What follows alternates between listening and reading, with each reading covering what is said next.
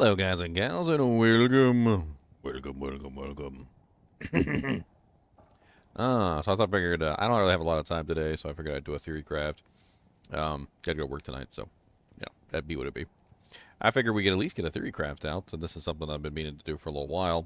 It's basically a theory craft on an evolution of a build that I've already created, so I know it's gonna work. I just don't know exactly to what degree it's gonna work and how well I'm gonna like it.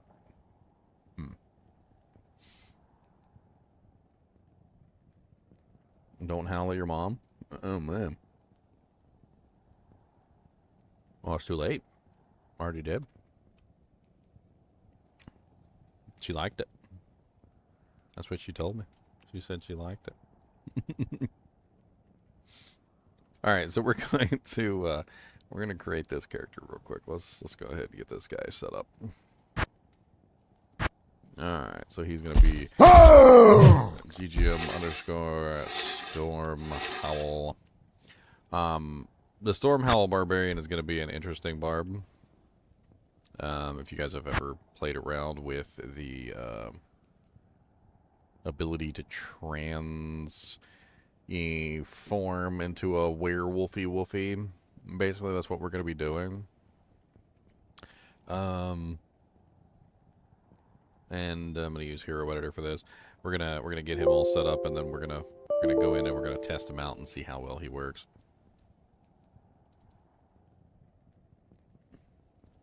All right. So first off, let's set him up at level 95. I prefer 95. Hell difficulty. Max out his gold, so we don't have any trouble with that. Give him his waypoints so we can teleport all over the place. You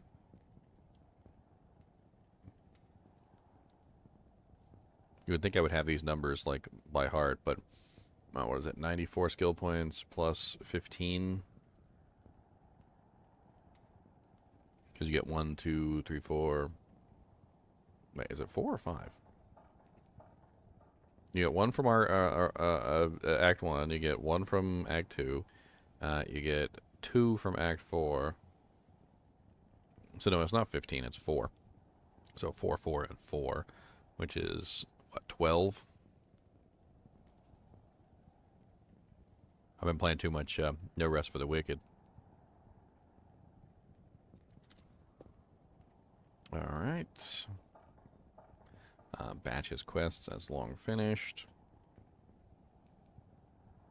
And then we gotta work out his stats. I hate working out the stats. I wish Hero Editor just did this for you already, but it doesn't do it already. And I don't know why it doesn't do it for you. It makes you go and do it yourself. You gotta find the level up points, so this is the level up points right here. It doesn't apply level up points when you change the level of your character, and I don't know why. It never has. Like, never, since the beginning of Hero Editor, and it still doesn't. So you basically, what you gotta do is you gotta take your hit points, and you gotta go 94 times 2, and then you gotta add in your 54 base, which gets you your 242, which is your actual number of hit points that you would have at level 95. And then mana, you only get 1 per level, so that's 94 plus the 10 additional mana, so you end up at 104 mana. And then for stamina, it's also 1, so it's 94 plus 92 equals 186. These are level up bonuses. And then, of course, you also get 94 times 5 plus 15, which gives you 485 stat points. So we can save that. And then we get some, so now we're set up. Now we can start messing around with the character and play around with what equipment he's going to have. So this particular character is built on a very specific item, one that is made specifically for the Barbarian. It's called the Wolf Howl or something like that. I can't remember the exact name of it. It is in the helmets. Actually, it's a class-specific helmet, so it's probably going to be sitting in here. There it is, Wolf Howl, and it's a Fury Visor. Now, the Wolf Howl Fury Visor has some pretty neat abilities, like +6 to Werewolf, +6 to Lycanthropy, and +6 to Feral Rage, as well as +3 to War Cries, which is basically going to be the basis for our character here. So we're going to be using this to set up our character.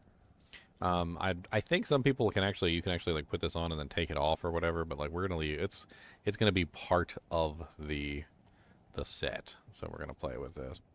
Oh, what's up, Michael? What's up, Last Bulbasaur? What's up, Charles? What's up, Chad? Now from here, we actually already know what weapons we're gonna be using because this is gonna be a very similar setup to my Thor Barbarian, if you guys are familiar with my Thor Barbarian. Now, the Thor Barbarian utilizes a rune word, which is pretty cheap and easy to get. It's Crescent Moon. The reason why Crescent Moon is so amazing for this particular character is just simply because it has, you know, has the beautiful static field, it has the negative 35% enemy lightning resistance, and it also is fairly fast. There's a lot of various things going on with this particular item, but it's amazing. Now, normally, what I do is I wield 2 of these because it's negative 35% enemy lightning resistance, and that's amazing. And while I can throw a second one of these in here for testing purposes, I believe because of this particular build is not actually going to swing with both weapons, and I won't actually get both static field procs. I think 2 Crescent Moons is actually not going to be the superior choice, and instead we may be looking at something as simple as it could either be a shield or a sword, but I think a sword is the better bet because what we want is we want 6 lightning facets. So we're going to go with a socketed white base, sword, elite, and we want a nice 6-socketed phase blade. It's not actually going to be swung, so it doesn't matter anything except for the sockets. And we're going to put... we're going to put 6 facets in there. It's going to be an interesting test to see. I think 6 facets is going to be slightly more powerful than the Crescent Moon. Even though I'll lose 5% negative resistance, I will, however, gain 30% increased lightning damage, which should be a pretty good trade-off, I guess is the word I'm looking for, trade-off. Should be a pretty good trade-off. Let's go ahead and put 6 on this. Let's go ahead and import some lightning facets.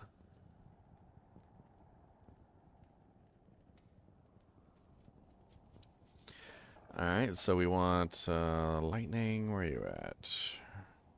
Lightning facet, die. That's the best one. So 1, 2, 3, 4, 5. Alright, and we'll take another one, put it down here. We might need a couple for this build, so let's just go ahead and throw 6 of these into this sword. And that gives us a pretty nice... interesting doojang there. I'm not really sure. I think the lightning damage on the sword won't actually translate through, though, which is unfortunate.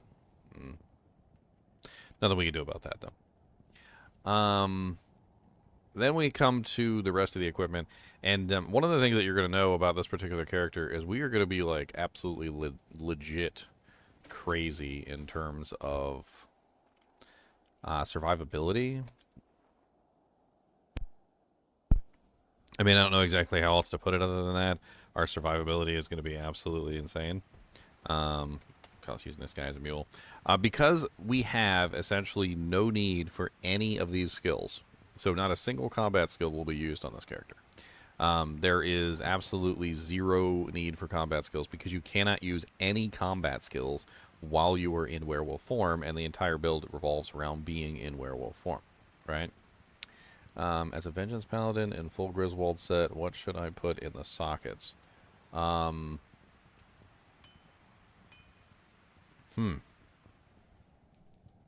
not really sure you should do a Vengeance Paladin with a full Griswold set, but you probably want IAS jewels in the weapon, and you could probably go with... I want to say, well, there's a bug with max damage jewels, but max damage jewels will be a good idea. Honestly, 15% IAS jewels and the shield. I mean, honestly, you just want to get your vengeance as fast as possible. Facets could work too, I guess. And it's not really a good set for a Vengeance Paladin, Heisenberg. It's a good set for a lot of characters, but it's not a good set for a Vengeance Paladin. That's really the main issue. Anyway, So we won't be spending any points in combat skills, right? So we're going to save all of our points for our combat masteries and our war cries, and this is going to give us a pretty massive amount of increased defensive capability. So we're going to get, obviously, really nice shout, really nice battle orders, and really nice battle command. We're also going to get a really nice iron skin and natural resistances, so we can forego, honestly, a lot of resistance-based equipment and defense-based equipment, because we're going to have like massive defense and massive amounts of HP, as well as just in general like a lot of things like run walk speed. The run walk speed also is going to be really interesting, because of course the werewolf also has a run walk speed bonus, and we could also potentially spam our run walk speed even higher. So we could be running around at like a pretty fast pace in general. So what this means for our equipment is that we don't necessarily need a large amount of defensive equipment. Instead, we really want things that are going to help us with our offense. First off, let's go ahead and give him some of the basics. So let's give him a torch, and it's pretty easy to do. Class item, Barbarian, torch. Also give him an Annie, which is pretty important for him. Charms, Annihilish. I always like to give my characters a cube. Some people don't like to give their characters cubes. I think not having a cube is horrible, and anybody who doesn't give their character a cube is horrible. You're horrible to your character. Those poor characters with no cube. One of the most powerful items in all existence, and you're like, nope. Nope, you don't get to keep, nope. Take that out of your inventory. Nope, you need extra charms in there. I need you to hold on to these rocks. These are magical rocks. I need you to hold on to a couple more magical rocks, okay? If you hold that cube, you don't get any more magical rocks. So, no. Cube, cube, cube. Cube, cube, cube, cube, cube. Cube! Alright, for charms, one of the things that we're going to be doing on this character is we're going to be using lightning damage charms. So it's going to be primarily lightning damage charms for the most part. That's how this character works. It's set up to deal lightning damage. It's not set up to deal physical damage. And we don't care about lightning damage or physical damage. So we're going to grab the lightning damage small charms. Why you do that? Give me my lightning damage small charm. All right, so those are 299, 2 to 99 damage lightning small charms, which is what we want. And you're basically just going to fill your entire inventory with as many of these as you can. Now, when I did this on the online, obviously I didn't have a bunch of 2 to 99s, but I was able to find some pretty decent lightning small charms. And I was able to stack up a pretty significant amount of lightning damage for this particular build without obviously getting full 2 to 99s. And it still worked just fine. So this is just going to be a proof of concept. Obviously I need a lightning sunder too. I'll steal that from somebody. It's not a big deal. We do have open wounds on the sword, which means we don't need open wounds on our character in any way, shape, or form. And on top of that, since we're a werewolf and we're also going to have our passive run walk speed bonus, I kind of feel like we don't even need gores. Like, gores are not even a good move here. I feel like a better option would just be to roll with some goblin toes, just simply because we get more crushing blow that way, and when we don't need as much crushing blow, you know, in other ways. We could also upgrade the goblin toes, which is pretty easy. So upgrading these into the next set, and let's go ahead and import the runes here so we can upgrade the goblin toes later. The reason why you'd want to do that is just to get more defense out of them. The defense increase that you can get from these is pretty nice, especially when you are multiplying your defense in like 2 or 3 or 4 different ways. Depending on how you have your character set up, you could potentially have many different multiplications of that defense. So it definitely helps to have a little bit of extra defense on everything with a build like this, because you're going to get massive amounts of defense from your multipliers. And I need a perfect diamond. For instance, Iron Skin is going to give me a huge amount of defense already. That's going to give me a huge bonus. And then whenever I have Shout active, that's also going to give me a huge bonus. So I'm going to have the Shout damage bonus, and I'm also going to have the Iron Skin damage bonus. And I'm not going to have as high of a Warcry as I would like, because I'm not going to be running Warcry skillers. But that's just kind of how this build works. That's my companion cube, yeah. Let's see here. What else do we want for this particular character? For lightning damage, I generally preferred to utilize, there's a ring, a unique ring that's really nice. I actually really like it. I really like it a lot. It works really good for this particular build. It's the Wisp Projector. I actually really kind of like it. And on the top of that, it also has the little spirits and stuff like that, which would kind of complete the whole, you know, like I'm a wolf sort of a thing going on, which is kind of cool. On top of that, Crescent Moon also has the wolves on it, which is a whole other thing. So we can have the wolves and the spirits with this build, and we can beef them up, obviously, with our shouts. So we'll see how well that works. For the other ring, generally we go with Raven Frost to get that cannot be frozen. It's kind of too good to pass up. For gloves, trying to remember which gloves we picked for this particular build. We don't really have a lot of physical damage, so I'm not really worried about that. Obviously, we want increased attack speed. That is a very nice thing to have on these characters. Probably just a nice pair of blood gloves. I don't really see much other options. Just a nice pair of blood gloves would be perfectly fine. Let's go to I got blood gloves in here in the crafted items. Crafted gloves, blood gloves.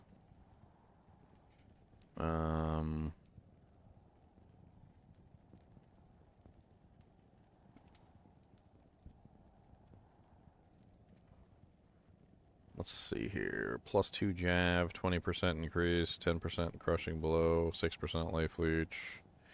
I mean, those are fine. They got Jav skills on them. I mean, we could change the Jav skills to something else.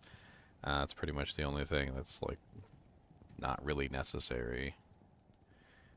So if we change this to something else, like, let's just say they were dual leech gloves, so let's throw like a 3% mana leech out there. That's not exactly hard to get. Dual leech gloves are not impossible, although these are pretty perfect for gloves. What's up, Augusto? What's up, ACNA, Ario? What's up, Bromac? Alright, so we've got kind of what we're looking for here. I was trying to put you there. And then on top of this, we got our amulet, belt, and our armor slot.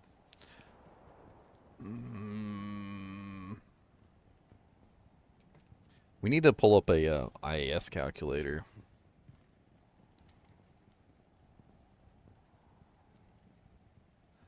There's one that works with the new system. I believe it's this one. Yeah, this is the new one right here. Alright, so we want Barbarian, Werewolf. Skill is going to be Feral Rage, because that's the one on the helmet. Not Fury, but Feral Rage.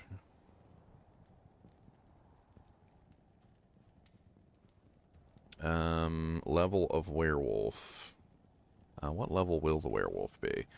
We have 6 on the helmet itself, and then we also have 1 from the Annihilus charm. If we go with a amulet that gives raw skills instead of like barbarian skills, we can get what is that? Maybe like 7, 8. Probably not going with a plus skill armor. So like level 8 werewolf maybe.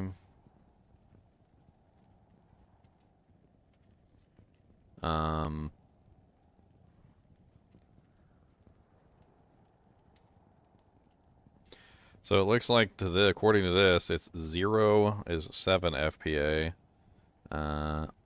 23 is 6 FPA, and 80 is 5. 330 is completely out of the realm of possibility, and it's not going to happen. So we're basically looking at an 80% IAS breakpoint to get us to our 5 FPA on this particular character. So we got 20 here. We can obviously put an IAS jewel here if we want to add in a little bit more. So we've got, what, a total of 20, that's 35. We could use Nosferatu's coil, which is 45. And then we're left with an IAS armor, like treachery or something like that. I mean, treachery wouldn't exactly be a bad roll on this particular character, because attacking faster certainly isn't terrible.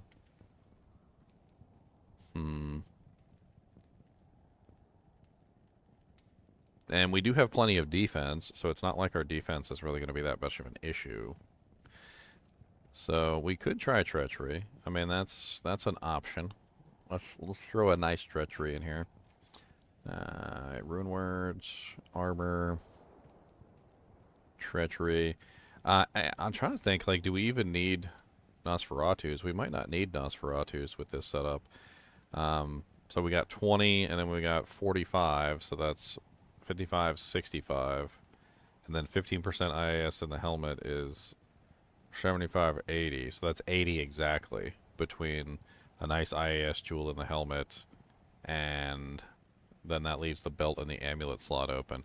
Or we could go with, obviously, High Lords for the plus to skills, which isn't exactly a terrible option either. And High Lords does actually have lightning damage on it, which is what we want for this particular character. So, miscellaneous, unique, jewelry, amuletos, High Lords. Alright, so we throw a High Lords on this particular character. That gives us a little bit of Deadly Strike, which not really too important, but we do get the 1 to 30 lightning damage, which is what we really want. And +1 skills, and increased attack speed, so we get 20% IAS there. So that's 20, 40, and then 45 from the armor brings us to 80, 85. Which means that then we can actually put a lightning facet in the helmet. I'm trying to think of any other options that we could potentially do.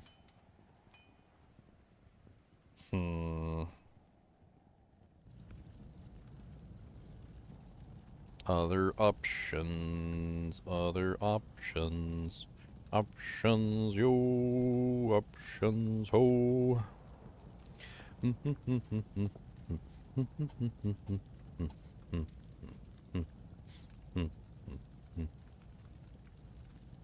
I mean, what other options do we have for the belt anyway? We could run... I could run Trangs for the Cannot Be Frozen, which could be interesting. If I ran Trangs for the Cannot Be Frozen instead of running the Ravenfrost, I could swap the Ravenfrost for another Wisp Projector with more lightning attacks on it, which isn't exactly, like, a terrible idea.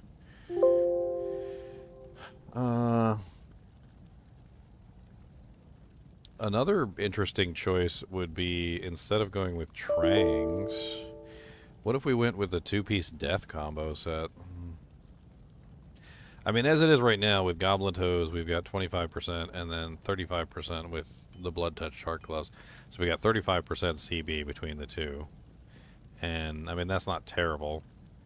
We are missing... we don't have, like, a massive amount of Crushing Blow, but it's still better than nothing.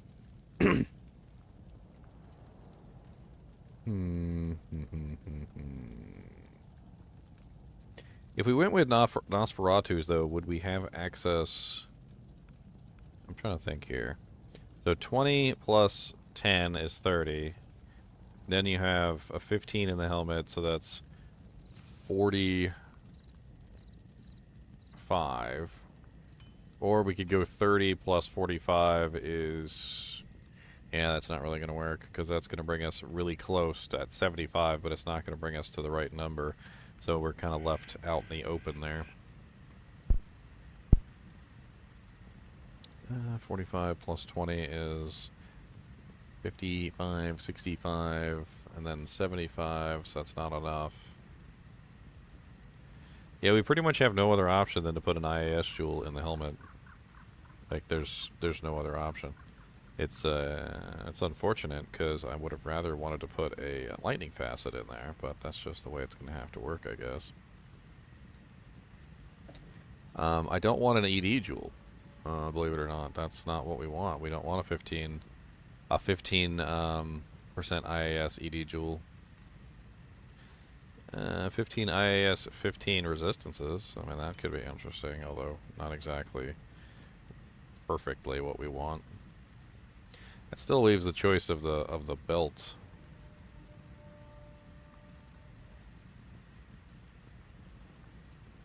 Get myself a J mod with 440 15 joules. I mean, that's another option, but I was trying to go with something else in the offhand. I mean, we'll see. I don't think it really matters IAS wise.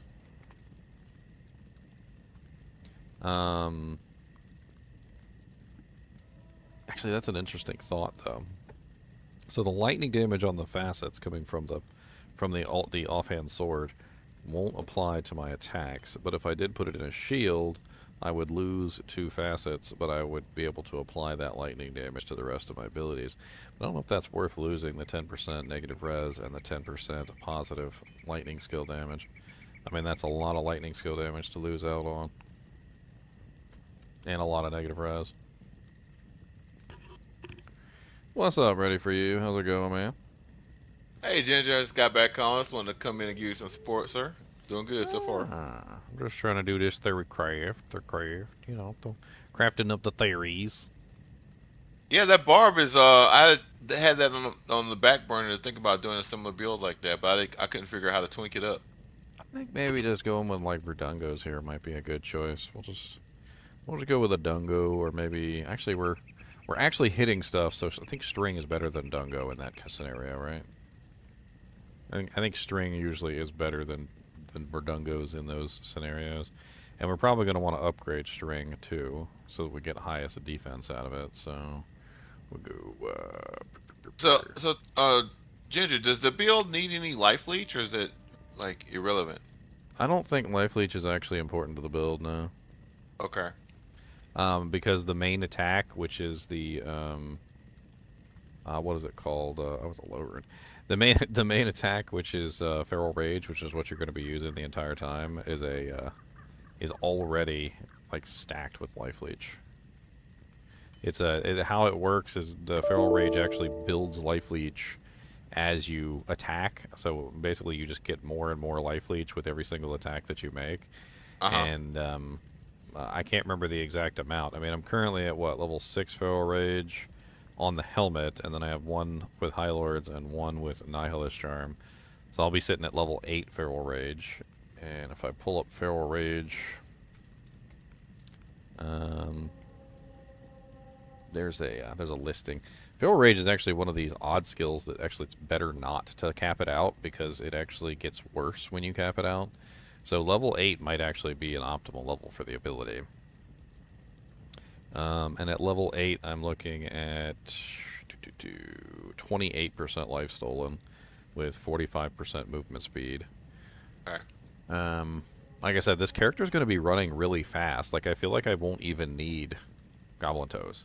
Because, or sorry, any movement speed. So that's why I put Goblin Toes on here. Because, number one, in Werewolf form, I'm going to have level 8 Werewolf, which is going to be a movement speed bonus on its own. I take a look at Werewolf. Werewolf is going to be a level 8 as well. Or is it Lycanthropy that gives the movement? I thought Werewolf gives movement speed. Am I misremembering that Werewolf gives movement speed?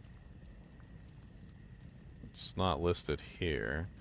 Let me look on here real quick. Let's just pick up a Druid real quick.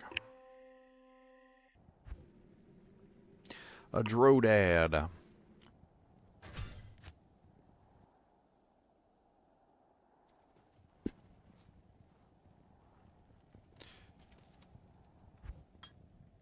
Attack speed and attack rating. No, it's just attack speed. Okay. So I guess it's just Feral Rage, but I'll still be getting the movement speed from Feral Rage, and then I'll also be getting the movement speed from the Barbarian passive. And since I have tons of extra points, I might actually dump some points into it till it gets to a decent level. Because I basically have like I'm not going to spend any points in combat skills, so it's going to be like 20, 40, 60 in the 3 war cries. And I can't use any of the actual castable war cries while I'm in the werewolf form, and I can't use find item, and I can't use like grin totem or any of that. So I basically am stuck with only the 60 into the 3 shouts, which I'm going to cast before I turn into a werewolf, and then I grab the other stuff, which is the like all the passives. So basically, the majority of my points is going to go into the passives, and I'll probably have extra points to throw into the run walk. What else do I need? I need bow sticks. That's right. Bow sticks are a big thing for this. What's the optimal bow stick configuration? It's what CTA, and then for the other weapon you can't do 2 CTAs. It has to be 1 CTA and then something else. A Barb spear or something. It's got to be just like it's got to be like something that has like plus war cries on it or whatever. Probably just like a +3 Warkai stick or an Hoto. That's what people use. That's right. I remember. The reason why they use Hoto is because it's +3 skills and it also has a faster cast rate, and that way you can swap over and you can cast all your auras really quickly because your war cries are based on faster cast speed. So you get the really nice faster cast speed from Hoto, and then you get the plus skills on the CTA, and it adds up to the highest value with the fastest cast rate. So that covers all that equipment. We still need our Mercenary. Our Mercenary can actually be kind of interesting. Now, we're going to be, like, really single target. Like, I think that's one of the biggest issues here, is we're going to be, like, super duper single target. And we do have static field, which is nice, but static field is not going to kill anything, although it will bring everything nice and low. So we need something that has good AoE damage, basically. And we can beef it up really nicely. We don't need a tank. We are the tank. So, like, we don't necessarily need, like, a Barb Merc or anything like that. Maybe Act 3 Merc might be the best way to go. Get the enchant for the extra AR so that we're not missing. And then he can function as the, like, the AoE damage. Or...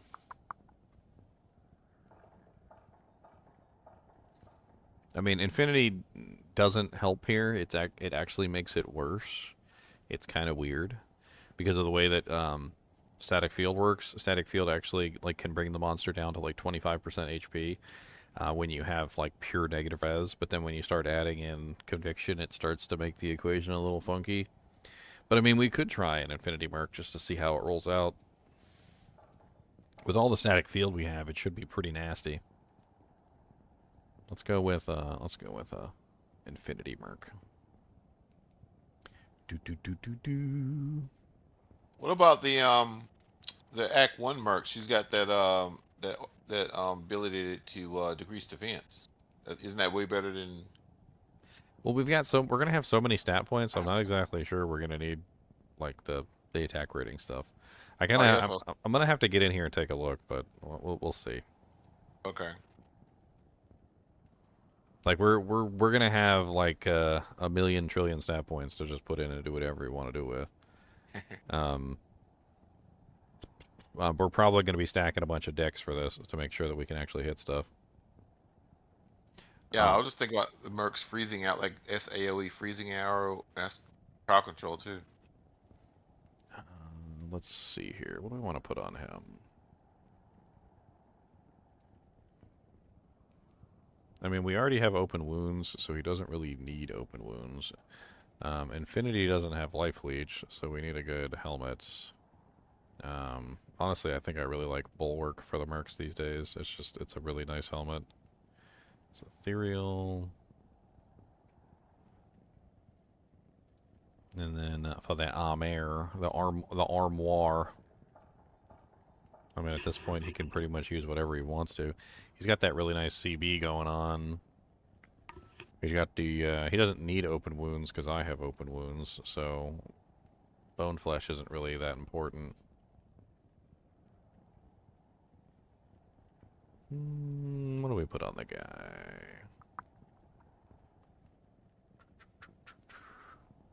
I mean, he's going to have plenty of defense because of the shouts that I'm going to be putting out. So maybe Treachery would be a good option, just because he's going to have like massive defense. That way he's fast, and his resistances are all taken care of, and then I'm going to take care of his defense and his other stuff. So, yeah, I think that's a pretty solid setup for him.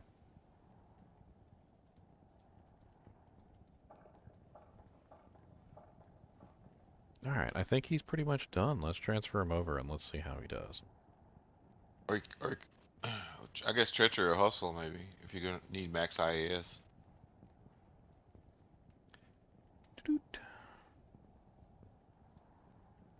Oh, for me, I'm using Treachery.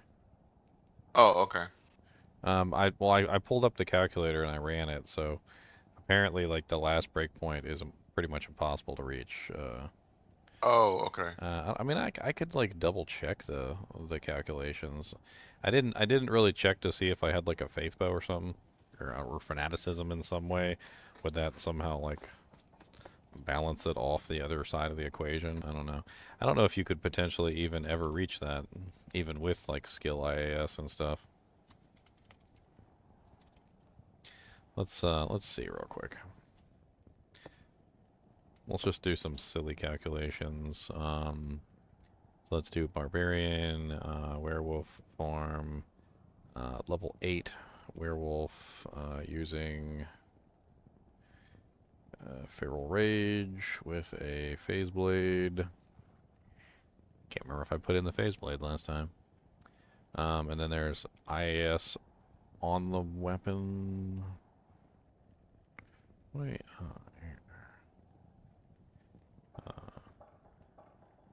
we might already be hitting like the maximum. I don't even know. We might not even need the IAS that I'm working for here.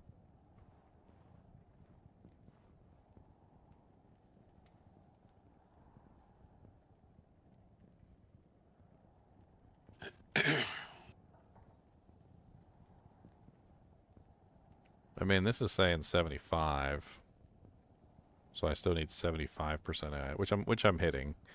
I'm hitting 75 even with my current setup. So nothing really changes. I mean, if I threw in like fanaticism or something like that, or burst of speed, like even if I did like 1 and 1, like if I used like a hustle offhand sword or something, but then I'd lose a bunch of negative resistance, which I don't think really is worth it. I mean, if I threw like a merc in there, it doesn't seem like it matters. Like it looks like 75% is my ideal, and I'm already pretty much there. What about what about the offhand weapon though? Doesn't it have like a lot of lightning damage with the facets? It That one. does, it does, but they don't do anything. Oh, okay. Unfortunately, he's not going to swing with it because Feral Rage doesn't swing with the offhand weapon, so it's Oh, dang. as far from what I understand anyway. So basically, it's just going to be wasted damage output, but we'll still get the which is the reason why I didn't go with another Crescent Moon, because with 2 Crescent Moons you get 2 static field procs, but I'm not going to get 2 static field procs because he won't actually swing with it, which means that there's no real reason to use the second Crescent Moon on the character. It doesn't do anything. Oh, so basically the offhand weapon's a stat stick. Yeah, the offhand weapon just simply becomes a stat stick. Okay.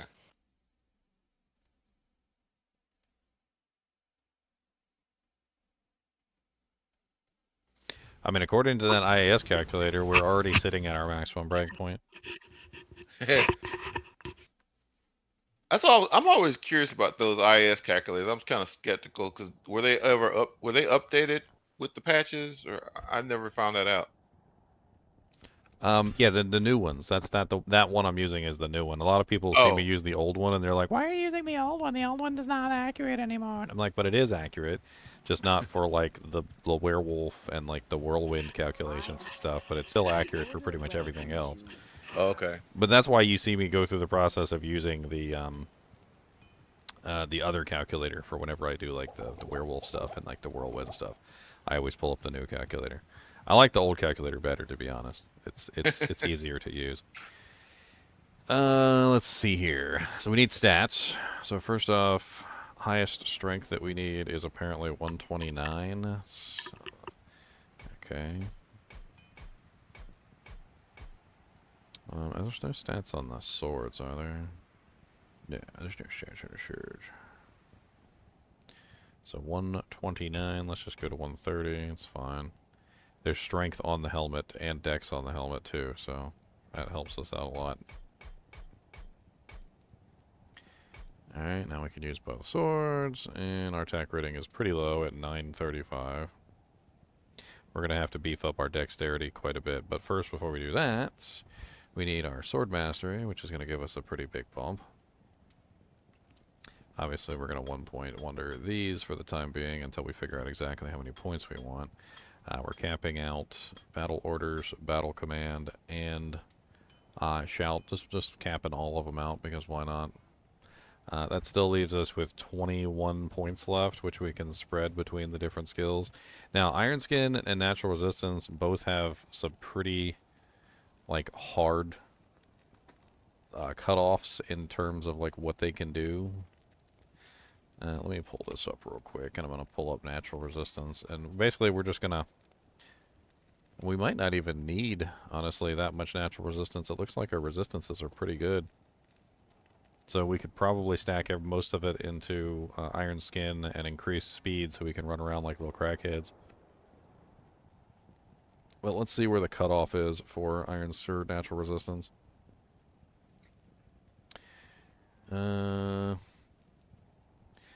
Looks like the heavy cutoff for Natural Resistance is around level 16. But honestly, we could cut it off at like 14... or 13. 13 seems like a pretty decent. It goes up by like 2 every single level up to a certain point, and then it starts only going up by 1, and then it doesn't really go up very much after that. So like we see here, like it starts out relatively, you know, nice. And then around level 8, it starts to go from like 49 to 52, and then 52 to 54, 54 to 56, 58 to 50, 56, 58, and then 58 to 60, right? And then once it gets to 60, it starts to curtail off at only 1 point per, and then you get like 2 points here, but then it stays the same, and then it eventually gets to the point where it doesn't even go up when you like level it up, so it starts getting worse and worse and worse. So we don't really want to like heavily invest in natural resistance, especially if we don't need it. It does look like we need some fire resistance, though, which we could probably fix with a couple charms. But let's go ahead and bring this up to... I think level 13 is probably ideal. But even that, I mean... At level 12, we're almost maxed out on all reses. 13, we're capped on all reses and 45% fire. That's pretty darn good. Let's take a look at increased speed and Iron Skin. So we want to get the best out of them that we can, but we don't want to just like dump points into them. And looks like Iron Skin doesn't really have much of a drop off. So that could be our dump stat after we're finished with the other one. Because it seems to go up by 10 like every single level. Yeah, it goes up by 10 every single level pretty much no matter what. Even all the way up to like level 60, it's still going up by 10% defense each level. So that's pretty impressive. Let's take a look at increased speed and see how high increased speed is going and where it caps off at.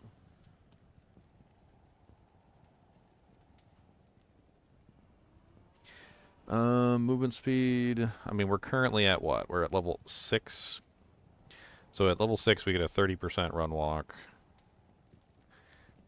Looks like it really starts to bump off at around level 13 again. Kind of the same thing. So around level 13, we start to get less and less and less bonuses.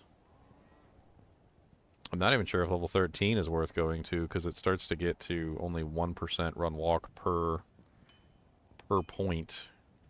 I mean, we're currently at level 6, and it does look like at least going up to like level 10. I wonder how much run walk will we have when we're all set up and done here. So we're currently at level 8 Feral Rage with a 45% run walk speed. And then we get our run walk speed from this. How many points do we have left? We've got 14 skill points.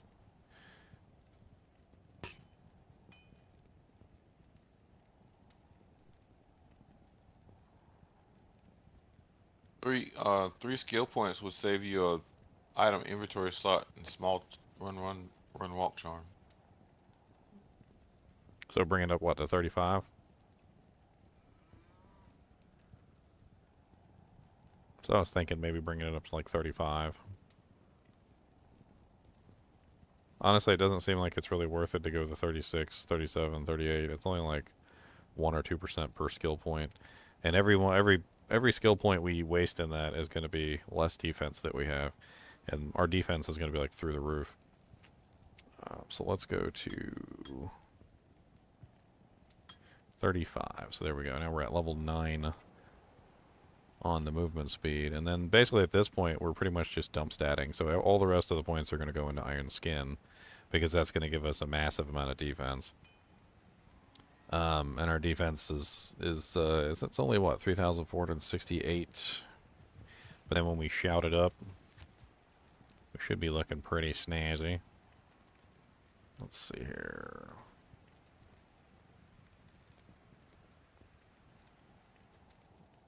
We also got an Oak Sage and a Heart of the Wolverine.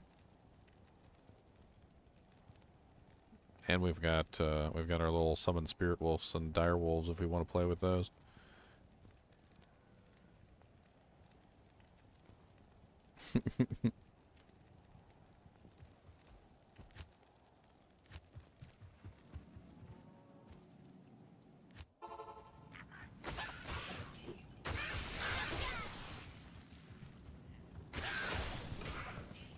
Alright.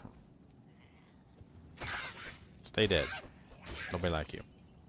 Nobody like you. Nobody like you.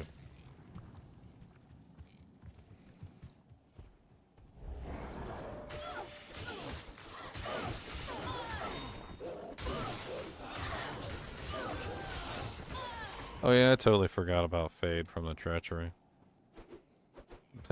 All of our resistances are completely capped. We didn't even have to put any points in natural res with how we currently have this set up.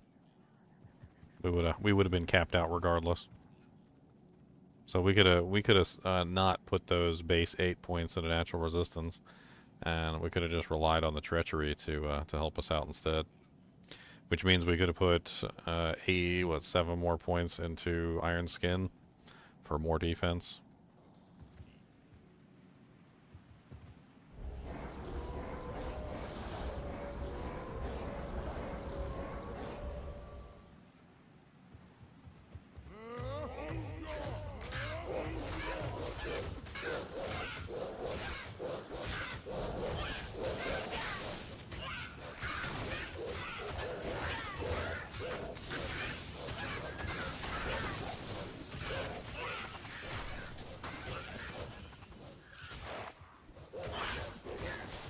We need to go get our Mercenary. I can't carry anymore. Fade may be difficult to proc with high defense. Yeah, you're right. That's a good call. That's a good call. So what do we want? We probably want Blessed Aim for this build, so we don't have to stack as much.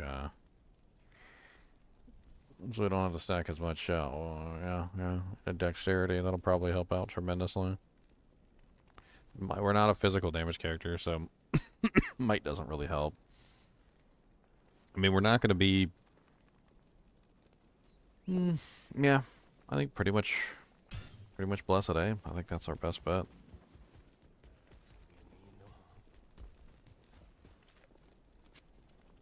I'll put that to good use. I'll put that to good use. I'll put that to good use. He'll put that to good use. Alright, let's get these doojags upgraded. I forgot to do that. So let's upgrade the belt.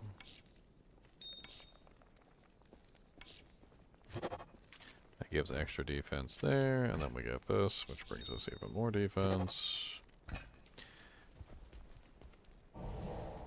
And we're sitting at 8,921, which isn't like super amazing for a barbarian.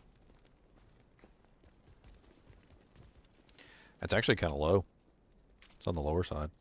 I mean, it's decent. It'll still be enough to prevent most monsters from being able to hit me, but at the same time, it's certainly not going to completely stop incoming damage.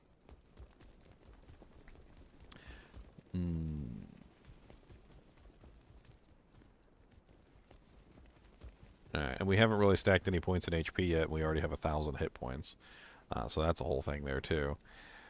Of course, it would be pretty sad for the shouts to wear off and then lose all your HP.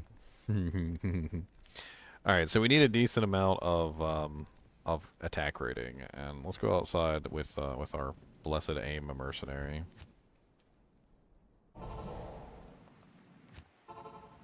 He needs to activate his blessed aim first.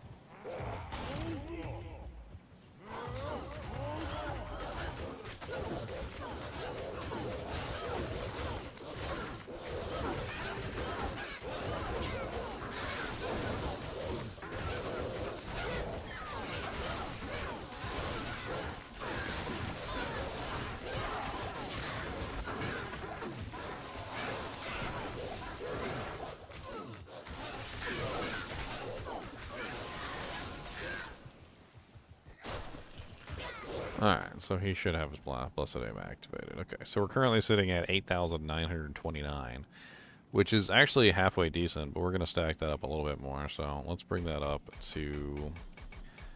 Honestly, I like a nice 15k. 15k is nice. And that still leaves us with 265 stat points to throw into HP, which brings us to 4,299 life, which is kind of insane.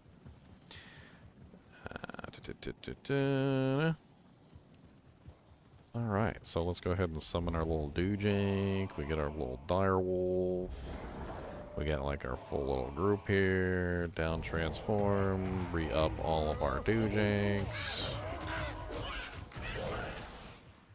Let's go somewhere that's actually mildly difficult. So I don't know. Let's go to Frigid Highlands real quick.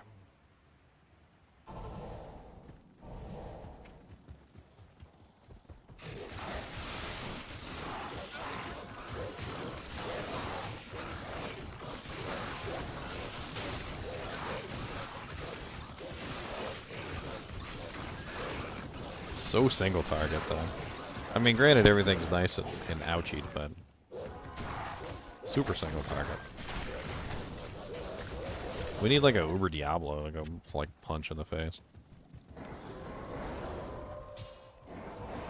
I'll go get some Sojas.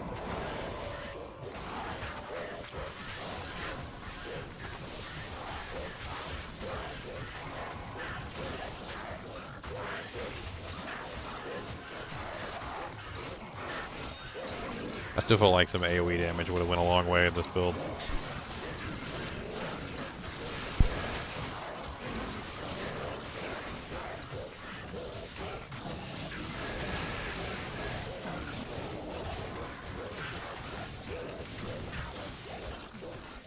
This what is the player count set to?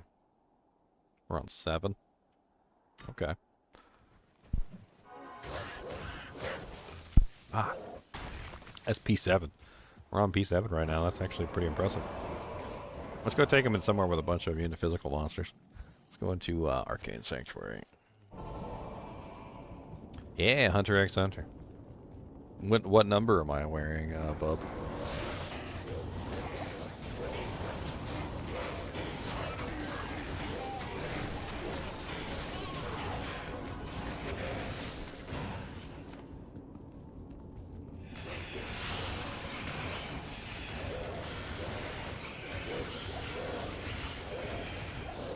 I mean, for P7, this is actually pretty fast. Not gonna lie.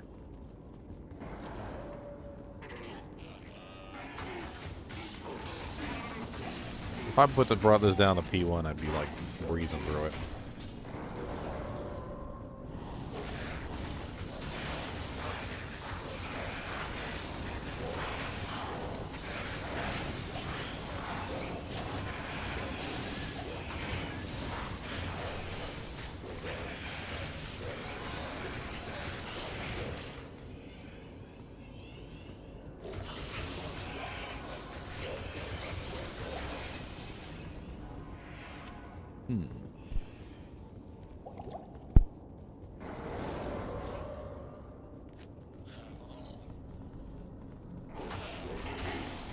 My little army can't even get past the Doojinks.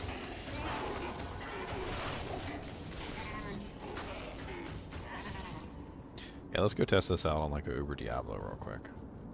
Let's, my minions are probably gonna all get murdered by like the fire attack, but whatever. It'll still be fun. Somebody's got a bunch of Sojas sitting on them. I believe this character has a bunch of Sojas sitting in a stash, specifically for summoning Uber Diablo. Yeah, look at all those beautiful Sojas.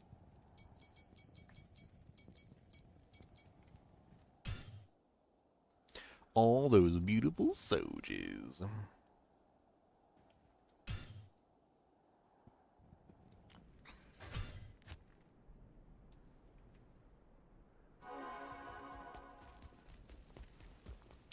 What is this build based on? Did they make changes? It's based on my Thor build, basically. My Thor build from a long time ago.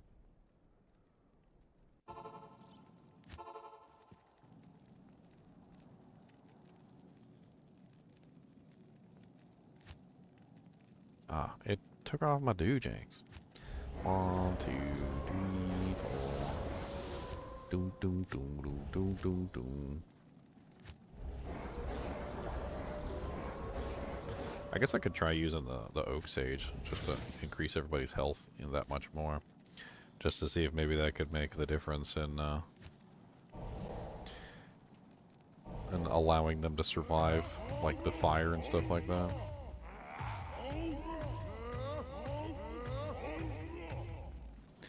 I mean, I'm sitting at 4.8k health. Their health is going to be looking pretty fantabulous, too. Let's start off with a P1 Uber Diablo before we go into, like, the P8 Uber Diablos and stuff like that. Those are pretty spicy.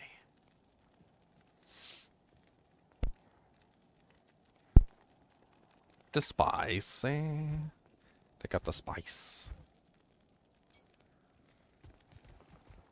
Afternoon. Alright, and I probably want to grab some potions, because that would be nice. Even though potions are going to do very little for me on this character.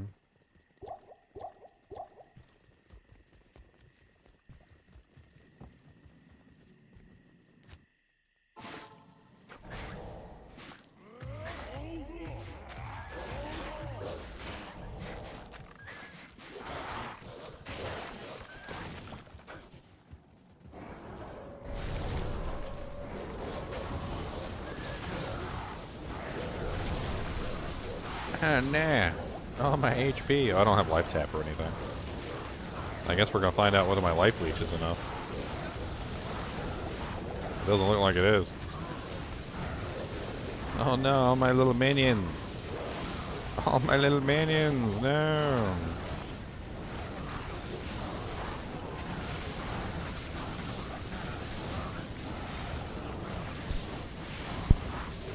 He killed all of them. Murderer!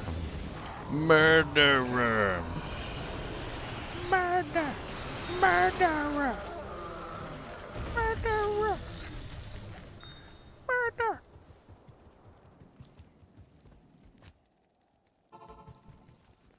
At your service. Didn't Smeagol get called that or something? I What? can't remember which. Like murderer. Like. Hello. A 1918-7. Well, it's actually not bad.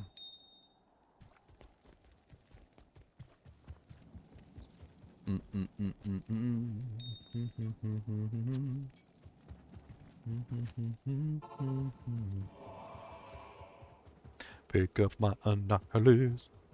Do do do do do do.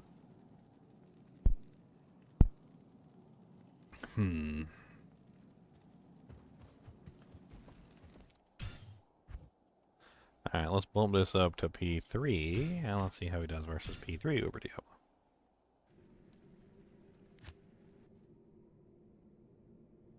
Players 3.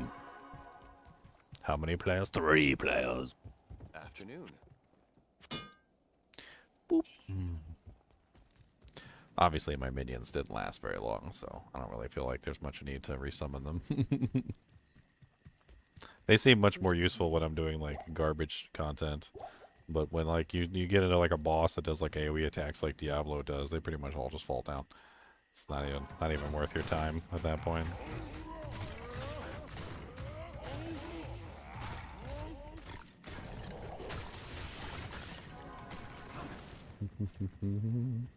Feral Rage keeps leaving my bar too, which pisses me off. I guess because it's part of the helmet.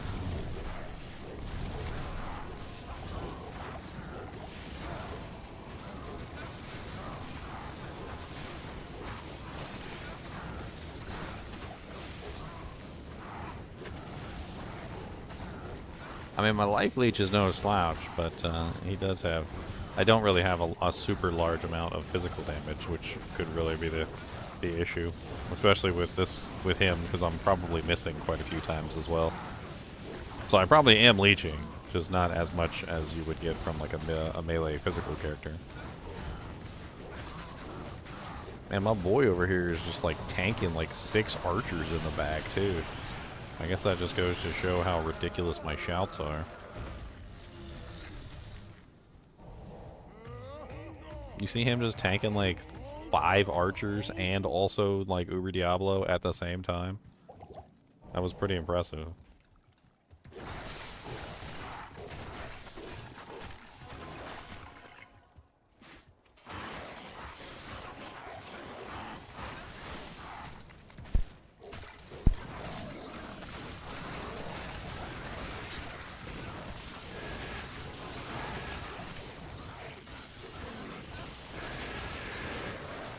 Come here, Shank. Come on, no. What are you running for? Come here.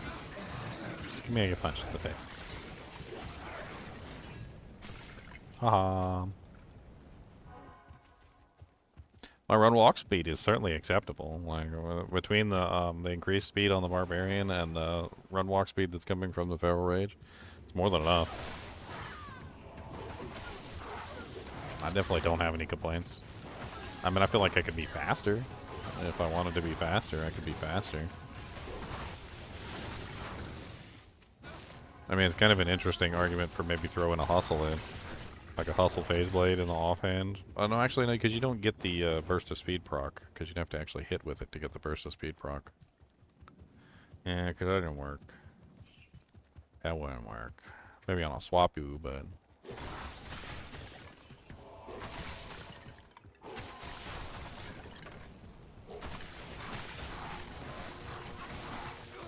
That guy was immune to lightning. Oh yeah, that's right. I forgot to give him a Sunder Charm. What am I doing? He doesn't even have a Sunder Charm. I need to get him a Sunder Charm. Nobody knows what you're doing. Everybody knows what I'm doing because I told them. I said what I was doing. I told them I needed a Doojink, and they didn't remind me. It's all their fault. Why don't you do your test like that at the Arcane if you're just killing D-Club? I mean, I did Arcane a little bit. I need a lightning and grab a lightning Sunder real quick. Because then you wouldn't have the archers laying into you the whole time. Man, the archers were just ripping my Merc apart too, and he still somehow survived. It was impressive. That's about where I go every time, is take the Arcane waypoint and then go back up to the portal into the palace. Where is a lightning Sunder? I got so many lightning Sunders. Charming. Do you still have lightning Sunders on you, Charming? Or did I steal them all from you? Stole them all from you, of course. You thought you were cooking ribs? Oh man. What kind of ribs? What kind of ribs?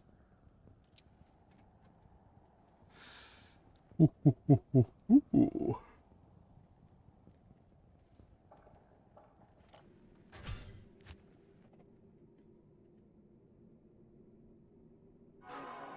Oh man, I'm remembering this absolutely terrible conversation I had with this guy one time.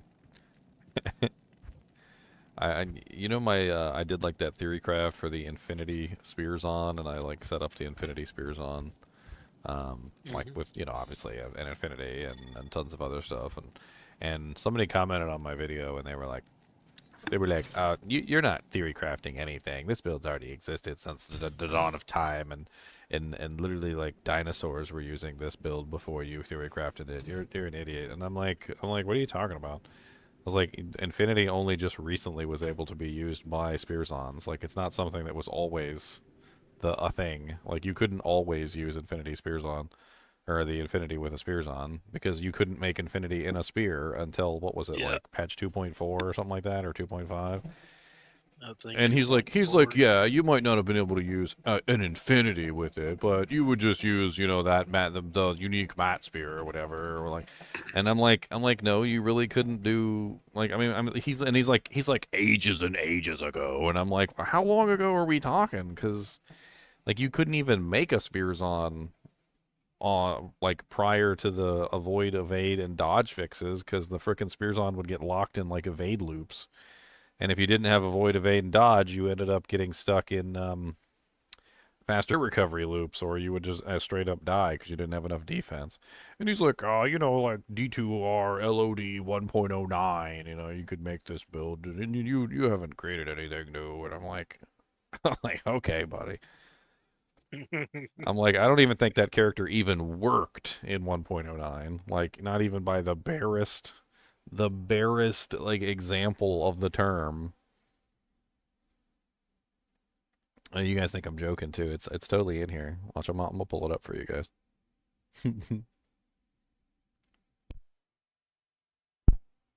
Let's see here. I believe I called her Electron. Yes, lightning spears on. Comments.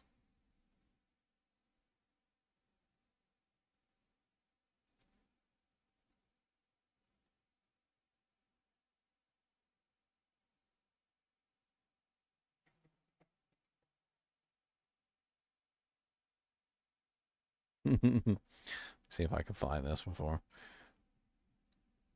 It was such a funny one. I wonder if he deleted it.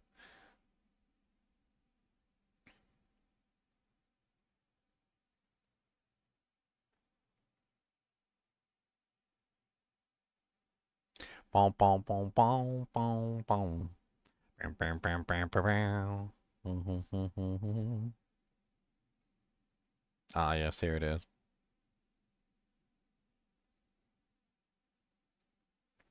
A Titans and J-Mods on is still faster, and your build is basically just an old Lycander candy cone Amazon, so not really theory crafted of yours. I was like, I don't look up builds. All's good. It's still interesting to watch as usual, and to be fair, it is a build that hasn't been used for ages. I said Infinity was never usable by the Spears on until recently, when the Infinity Runeward was changed to work in Spears, so no, Infinity Spears on is a relatively new concept, not ages old. It's an ages-old build with a Lycander. That's what I meant. It goes back to where there was never rune words or LOD in the skin of Lycander and blah, blah, blah, blah, blah. Something called the Candy Cone. And I said melee Zons didn't even work in LOD due to the dodge, void, and evade bug interrupting attacks and getting you killed. It was next to impossible to play melee Zons because you were forced to not take dodge, avoid, and evade for fear of getting locked into a death loop. And I know I was there. I died to it many times. It wasn't until D2R fixed the dodge, avoid, and evade issues that melee Zons really came to life. And the only real alternative for Zons was a shield with 75% block to override the DAE issues, which is restricted from them from spears almost entirely. And he just continues on.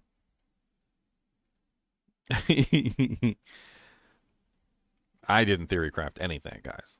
I didn't theory craft anything. You heard it here. I've theory crafted nothing. Nothing. Nothing.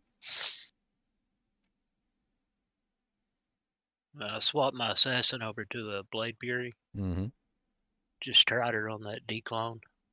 Thought I was Ripped gonna them have to shreds? put Drax. Thought I was gonna have to put Drax on or something. No, what'd you do? That was just. I felt sorry for the guy. Yeah, Blade Fury's I mean, amazing. He melted. I like Blade Fury. I found that at the 5-socket Berserker axe. I made a death in it. Put a G face on her, a fort, one angelic, and a phoenix. Poor little fella. He didn't know what happened. He just melted.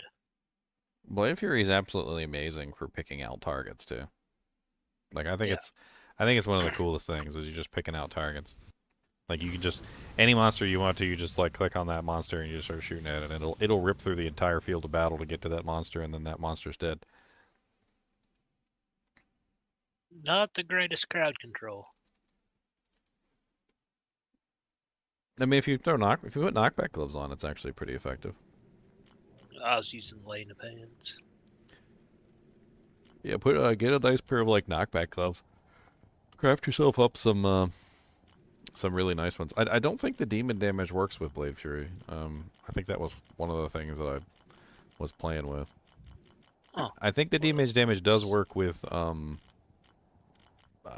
Blade Sentinel though. I think me and Bob were talking about this one day, and I was asking him why he was using Laying of Hands, and he said that it worked with Blade Sentinel. So you're probably better off with a nice pair of crafted 20 ISKB gloves. yeah, something like that maybe. Because I don't think I need any more crushing blow. You're already sitting Give at it like up. max. Yeah, and I got Gores on, I got the G face on, I got F Death Berserker Axe. I mean,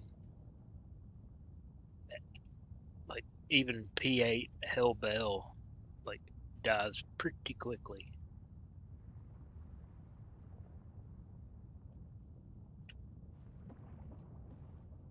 I'm trying to find the demon damage on here, or the undamage on the doojink.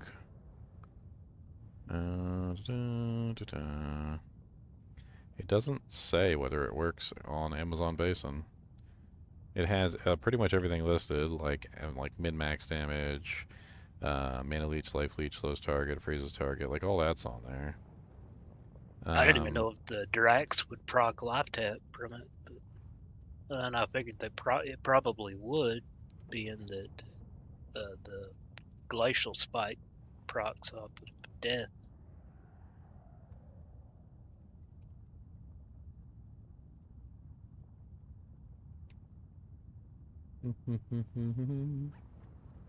Still Where's been trying to this? find you a necro head. There it is.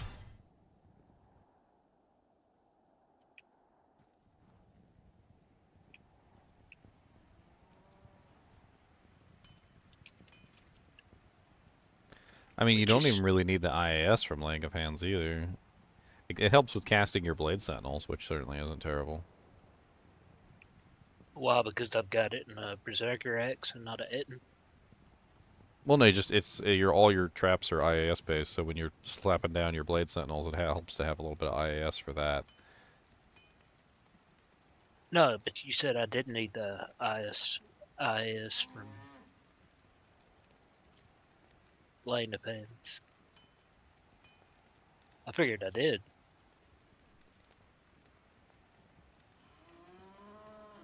I mean, maybe Laying of Hands is still a decent choice for the Blade Sentinel.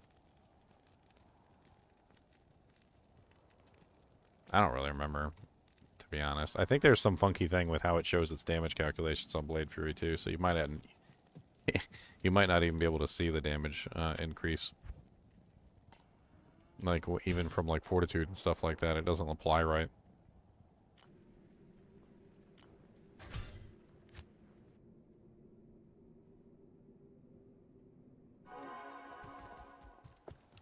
All right, now we got our Sundare. Our Sundare. We didn't even have our Sundare. Sundare. The Hampton Coliseum. Alright, let's bump it up to P8 real quick. We actually don't need our Sundare while we're fighting Uber Diablo, because, you know, reasons. It's not... There's no reason, unless our resistances are already capped anyway. Alright, soldiers. Where are my soldiers? I got a whole stack of soldiers in here. Afternoon. A stack of lack of soldiers. Who doesn't have a stack of soldiers? Everybody has stacks of soldiers. Right. Nope, just got two. Will you quit walking away from me? I swear the Act 2 Mercenary, for all the amazingness that he is, it loves to just randomly walk away and pull mobs towards you. And he goes really far out of his way, too. Like, he will go super duper far out of his way to pull monsters towards you. Yeah, he does it on purpose. Very much so on purpose. He's over here. Very much so on purpose. Come this way. Oh, big old pack of archers behind. Why is there always freaking a whole pack of freaking skeleton archers right here next to Uber Diablo? Yeah, turd skeleton archers can go suck it. Oh, you got That's my what I mercenary. said, go you to little Arcane. turd. No. Arcane. Bring him on. All right, go on. Arcane, I've gotten ambushed at Arcane before too, quite a few times. He's mean.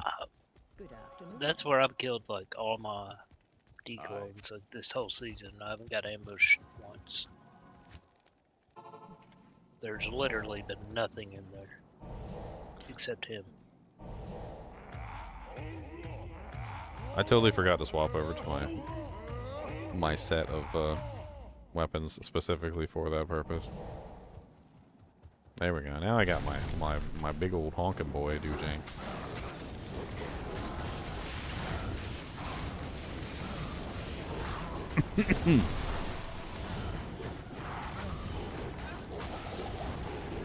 My little baby potions that barely do anything for my massive HP pool.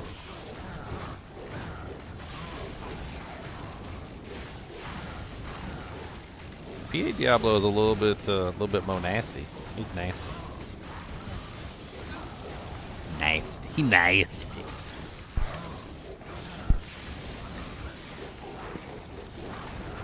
I don't even think I'm hitting him half the time. When What's- you're a Blade Fury assassin, whenever you made her, did you use burst of speed or evade? Oh, I use Fade. I put like 20 points in Fade and had fun with it. Basically had like massive resistances, so I didn't have to worry about dealing with anything, and my physical damage reduction was like off the chart. I mean, you could go with burst of speed, but honestly, Fade makes it. I did Fade. Fade opens it up so that you can literally utilize any other equipment that you want to. Like you can go strictly damage output equipment, not even worry about resistances. All right, well, I've been thinking about putting another angelic ring on, taking off the string of ears, and putting on a train belt.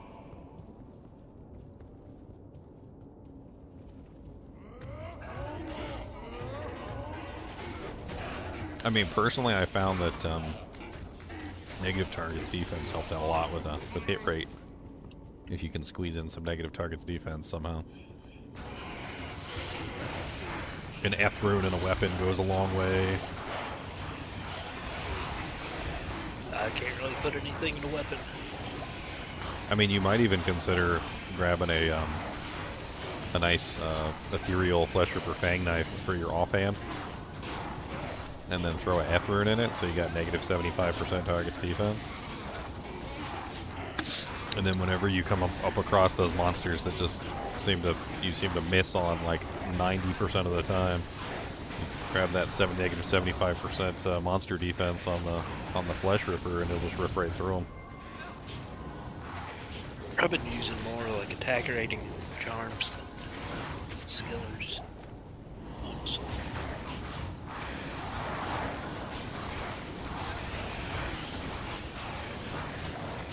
Oh yeah. Oh man, 66% lightning? That's not bad. What's up, Warp Shank? Shank of the Warp. The Warp Shank. I need to get my little army going again now that I'm not fighting Uber Diablo anymore. I need to get the band back together.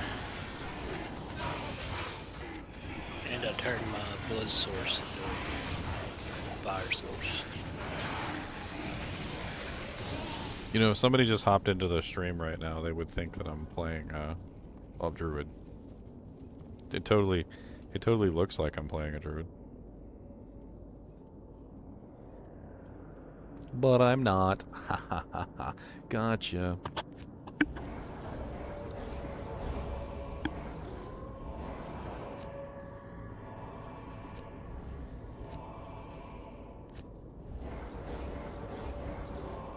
But I'm not.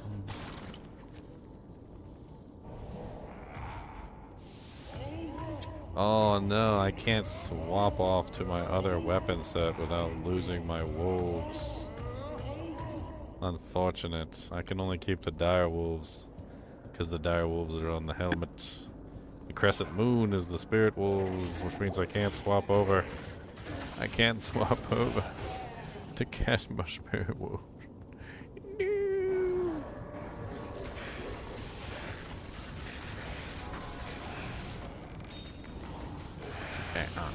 No.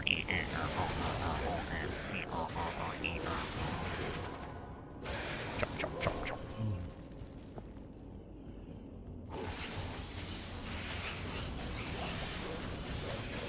Oh, Wildstone Chamber. Hey, catacombs.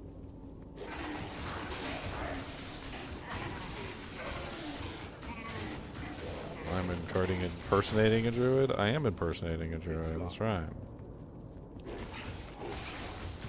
Druid impersonation mode activated.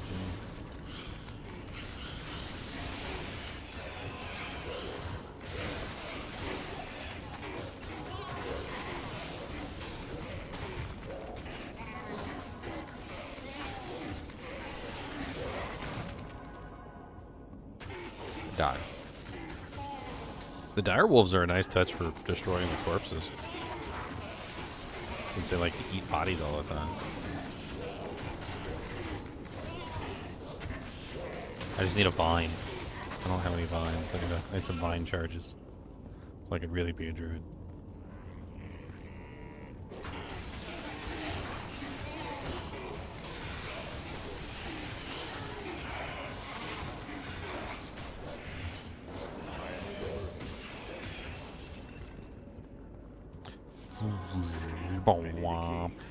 I could adjust this guy a little bit too, and I could make him really fast. He could go burn.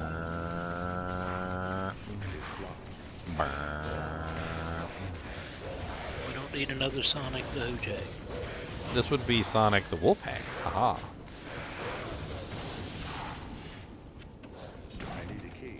How do I make him as fast as humanly possible? I mean, as wolfingly possible.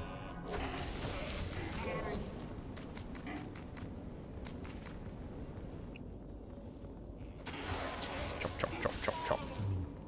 Wheel.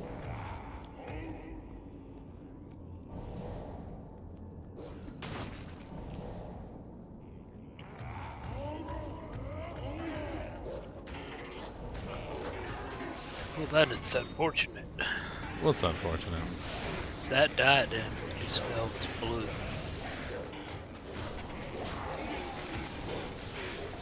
Chop, chop, chop, chop, chop, chop, chop, chop. Chop, chop, chop, chop, chop, chop, chop. I mean, I certainly don't think there's anything wrong with this character. Even in P8, he's chopping through this stuff pretty fast. I mean, the static field alone gives him a pretty amazing damage output, even in like groups and stuff.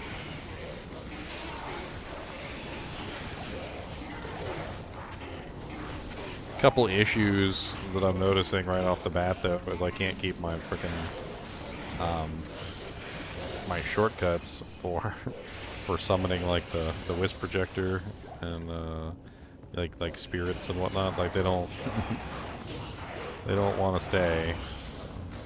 They don't ever want to stay for some reason on the shortcut bar.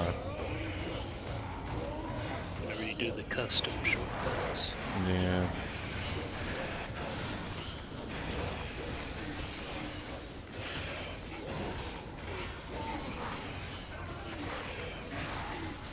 She took 2 shots.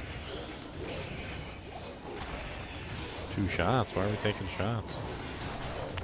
Oh, I'm not. Ooh. And Dario took 2 shots. Just took 2 fireballs. That was it. Chop, chop, chop, chop, chop, chop, chop, chop, chop, chop, chop, chop, chop, chop. I feel like I'm a woodworker over here, just like chopping away. I don't even have infinity on the merc. Blabbing, chopping on the railroad all the long day.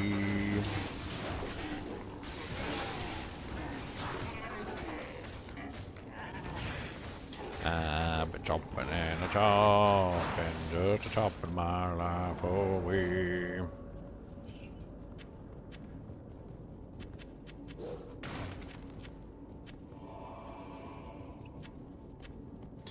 I mean, metaphysical monsters is just fine. Let's go play around in chaos.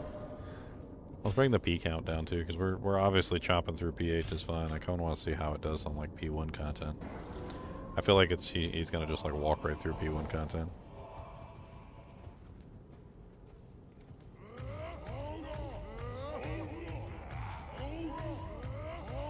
Can you get a metamorphosis proc by using Beast? I mean, you turn into the bear. Problem with the bear is it's slower, and honestly, you really don't have any skill to use, do you? When you turn into the bear, it's just basically regular attack.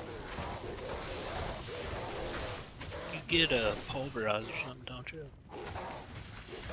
Do you get maul? Do they give you maul? I thought you got something that not me all.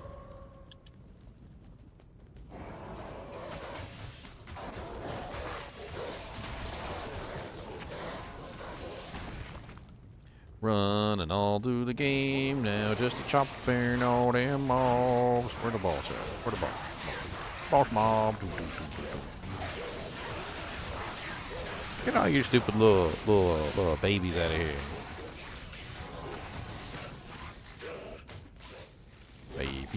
Babies. Could be interesting to throw a metal grit on this guy because of the fact that he's got so much, you know, war cries. He could probably support an iron golem pretty well too.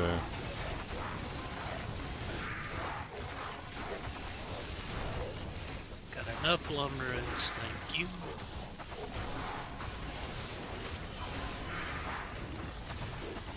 And anything he targets basically just instantly dies. It's great. Like there's really not much going on here that he's got to worry about.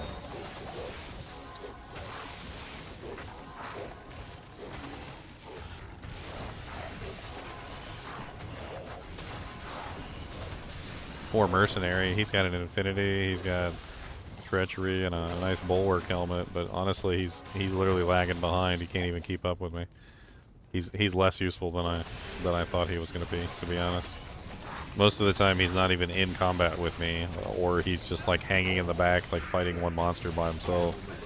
A lot less useful than I thought he was going to be. Might be due to the fact that I'm so fast.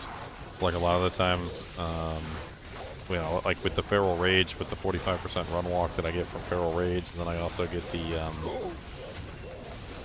the increased speed naturally from the Barbarian. I'm a lot faster than him, like by miles. I have to get the Act 5 Frenzy Barb. Nah, somebody can actually keep up. Yep. Give him like dual plagues or something. Yep. I love dope legs. Makes me happy.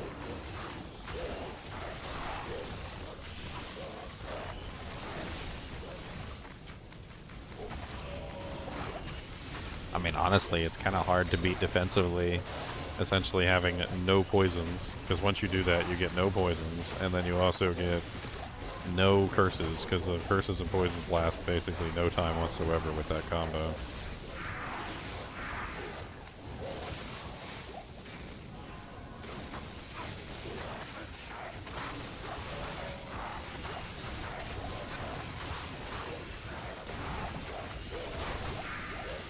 Yeah, maybe we do a double theory craft today. You know how, like, I set up Sanicdahoogehag, and the entire purpose of setting up Sanicdahoogehag was to make a meme character that didn't actually... He didn't actually function. Like, he's not actually a functional character, but he runs really fast. We could potentially convert my Thor Barbarian if I modified it a little bit, went for more run walk speed, and converted over to Frenzy instead of double swing. Change things around a little bit, maybe use Inferno Strides. I mean, if I did it right, I imagine he could probably function pretty well. Could be an interesting secondary theory craft to add on top of the first theory craft. Ginger Sanicdahoogehag always has a large place in my heart, man. I love that character. Well, we're gonna make him legit. We're gonna make him legit. That's what we're gonna do. All right, we gotta make him the flavor of the month, or at least one. We gotta make him legit. So you're gonna make him online? Well, yeah, we can. If I make him legit, then he will be makeable online. Can you imagine the awesome like shorts or clips you could make with a character like that? Just how absurd it is. Just like kill monsters so fast. Yeah. Something I'm to think thinking about. about it. I'm thinking about it right now. Like thinking about how to make him. I'm thinking about how to make him. That's what I'm thinking. Hello, Griffins. Hey, Ginger, it's not about just making it, it's marketing it, man. I gotta market. I gotta market my build. Yeah, like, hey, look, Cooley does some, if nothing else, Cooley's got some awesome marketing. So, brand marketing.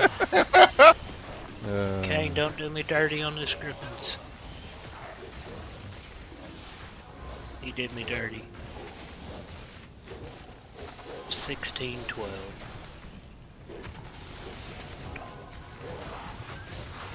Morning, Factory Assault. Die.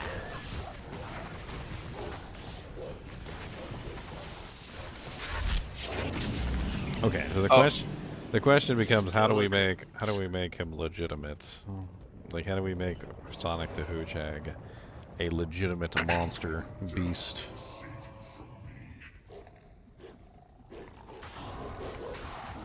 A legitimate monster beast. Look at how fast his HP dropped to half. That's insane.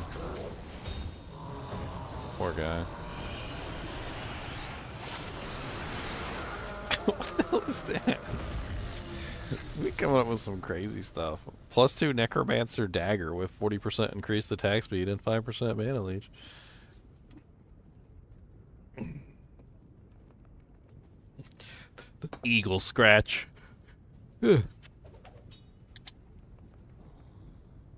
Okay, so how do we make Sanicdahoogehag legitimate? That's the question. Right now, Sanicdahoogehag is like completely and utterly like cheated out of oblivion. So, let's see here.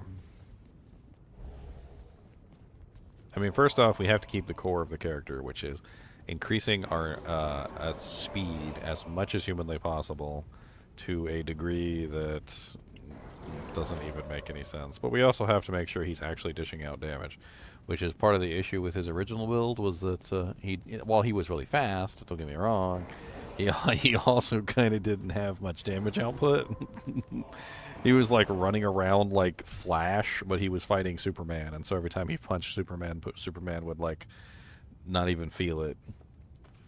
But also Superman didn't know he was there, so like, yeah, you know, I guess let's pull up the original Sanicdahoogehag and take a look at him before we go forward into the realm of infinity. I think he's in your item pack. He is in my item pack. I copied him in there. Because I'm pretty sure I have that character too.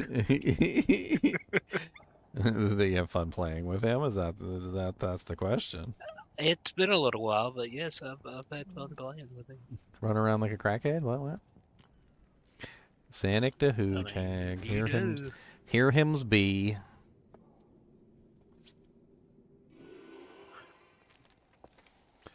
I mean, there's a lot of different ways you could potentially go with good old Sanicdahoogehag. I mean, you can go with physical damage output, obviously. Even his like walk speed is insane. Like just his walk speed is just dirty. Look at this is his walk speed, guys. He's walking. Okay. Hold on, let me get my burst of speed going, and then let me get my frenzy. Alright, this is his walk speed. He's walking right now. He's not running. This is walk speed. So we have to find a way to turn this character into a reality. And we have to keep the core of what makes the character work.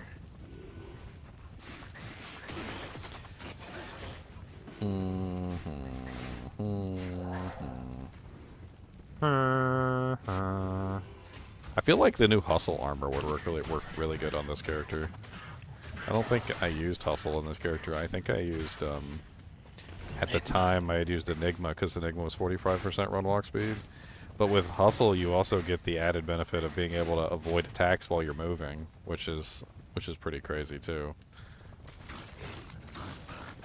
And you get increased attack speed, which would obviously help with his damage output, which certainly isn't terrible.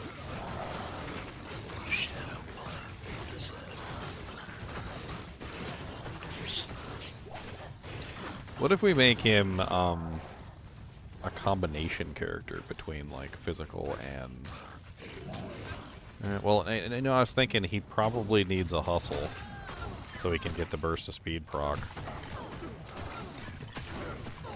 Because we don't want to sacrifice his movement speed for anything.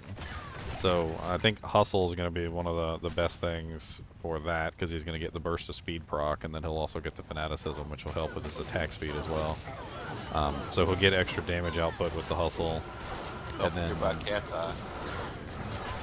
I mean, maybe just utilizing a grief with a hustle on this character might be like the best bet, just to give him the damage output that he needs to actually kill things, and then everything else is going to have to be run walk speed related.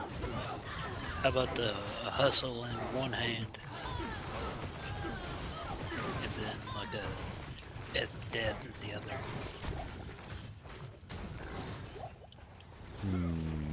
I mean, that would give him a lot of crushing blow. I mean, that would help with his damage a lot, and you'd get a lot of deadly strike, and you could get the burst of speed proc off of hustle in the weapon. And the little puny fanaticism.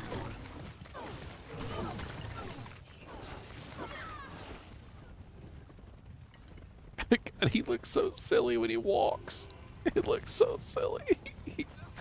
That's walking. There's running. There you go. There's running right there.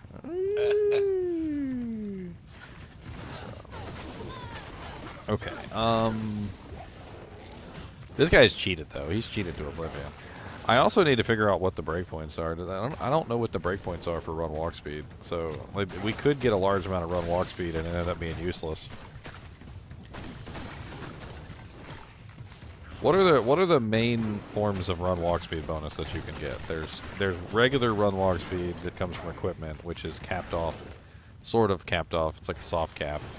I can't remember the exact percentage, but once you get past that, it ends up being like an insanely large amount that you need to increase your speed. And then burst of speed and I mean, 3% on small charms, 7% on grand charms. Well, that counts as items. That counts as a regular item. Yeah, Vigor is one, but the problem with Vigor is that you can only get that on like a Harmony bow or something like that, which means that you'd have to use like a Harmony Merc. But even then, like the problem with that, and I tried that with Sanicdahoogehag, was she can't really keep up with him. In fact, mercenaries can't really keep up with this guy at all. So mercenaries are pretty useless with him because they're Why not make a harmony with the metal grid? Doesn't that work? I mean, it works on insight. You can't because it's a bow. Make a bigger aura. You can't because it's a bow. Bows are all wood. Oh, yeah, that's right. They're wooden bows. I thought there were two items that had a run speed increase on. Hold on, let me check.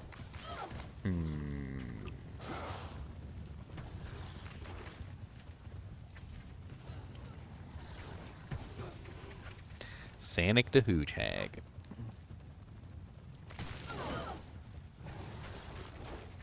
Alright, well, we always have the original Sanicdahoogehag. Sanic the crackhead. We always have the original Sanicdahoogehag that's loaded into the database, so we can actually edit this Sanicdahoogehag and set him up legitimately. So let's do that. Let's have some fun with that too. Alright, so open Sanicdahoogehag. How do we make Sanicdahoogehag legitimate? Yeah, there's wind also. Yeah, it doesn't do enough damage. That's right. This is part of the problem, is that like when I originally set up this character, I had actually set him up with winds, and it just didn't. It wasn't good. Like it's the damage output on him is terrible. I actually found out there's a better run walk item. It's actually better damage output, by the way. It's just not. It's not like grief level or like death level or anything like that. But if you get a nice ethereal Craint Vomir, which is what I was using on the Sanicdahoogehag character here, Eth Craint Vomir with a Zod rune in it is actually not half bad. It's Legend Sword. It does 99 to 252 ethereal one-handed, two-handed 225 to 423.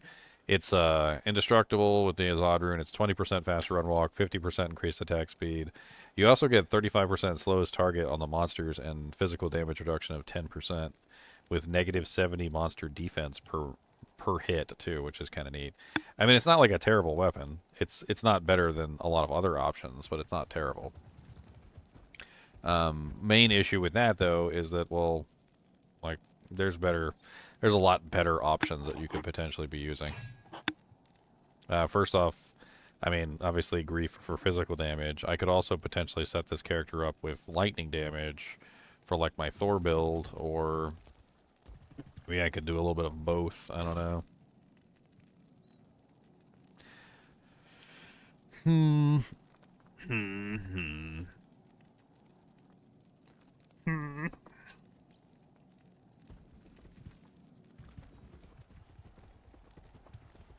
I mean, I think hustle's important with this. Let's go ahead and clear this real quick. So, all items. Boop. Let's go ahead and pull these doojangs in now.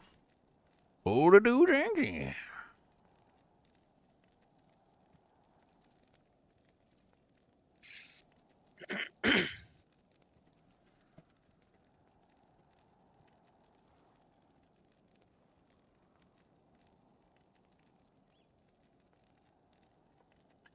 It doesn't, or it does. It kind of depends on how you look at it. So basically, there's like a run walk cap, or there's supposedly a run walk cap. Let me pull up something else which will give you a better idea. So let's do a FHR breakpoints. So when you look at FHR breakpoints in Diablo 2, one of the things that you're going to notice is that like they seem to increase more and more and more and more, like the further and further you go, right? To the point where basically you end up with a number that's like way too high that nobody's going to ever achieve, right? So when you look at like the Druid werewolf, right, and with the faster hit recovery breakpoints, 86 is like your 3-frame breakpoint, and then to get to 2 frames you need 280, right? So you need a massive amount. And then you look at something like the Act 3 Merc, where it's like you need 133, and then you need 232, and then you need 600 to hit like the 5-frame breakpoint, right?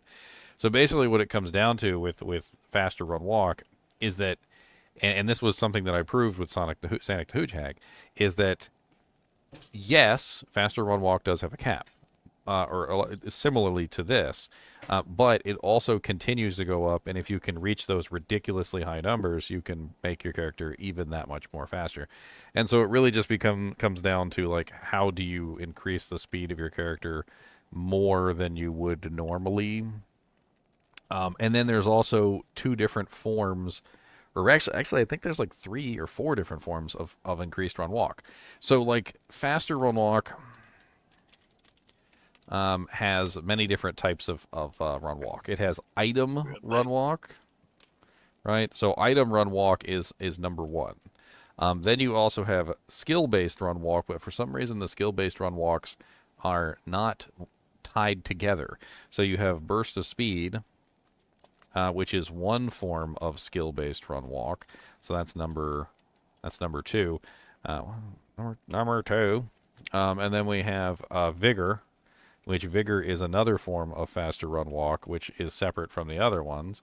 And then on top of burst of speed and vigor, you also have the frenzy, which is number 4.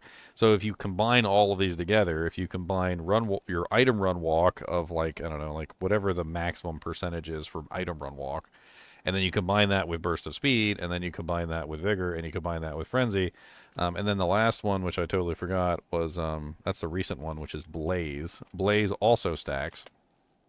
So you end up with basically 5 different forms of run walk increase, and you kind of want all of them to stack on top of each other to get this insane speed level. The increased speed on the Barb, as far as I can tell, falls into this category. It falls into the item run walk category. I'm pretty sure, anyway.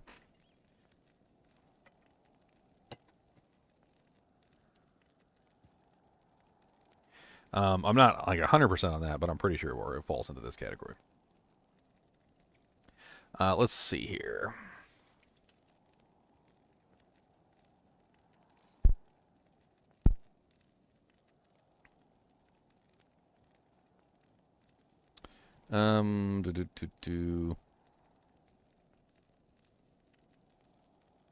Let's go to Amazon Basin and let's see what Amazon Basin has to say on Run Walk.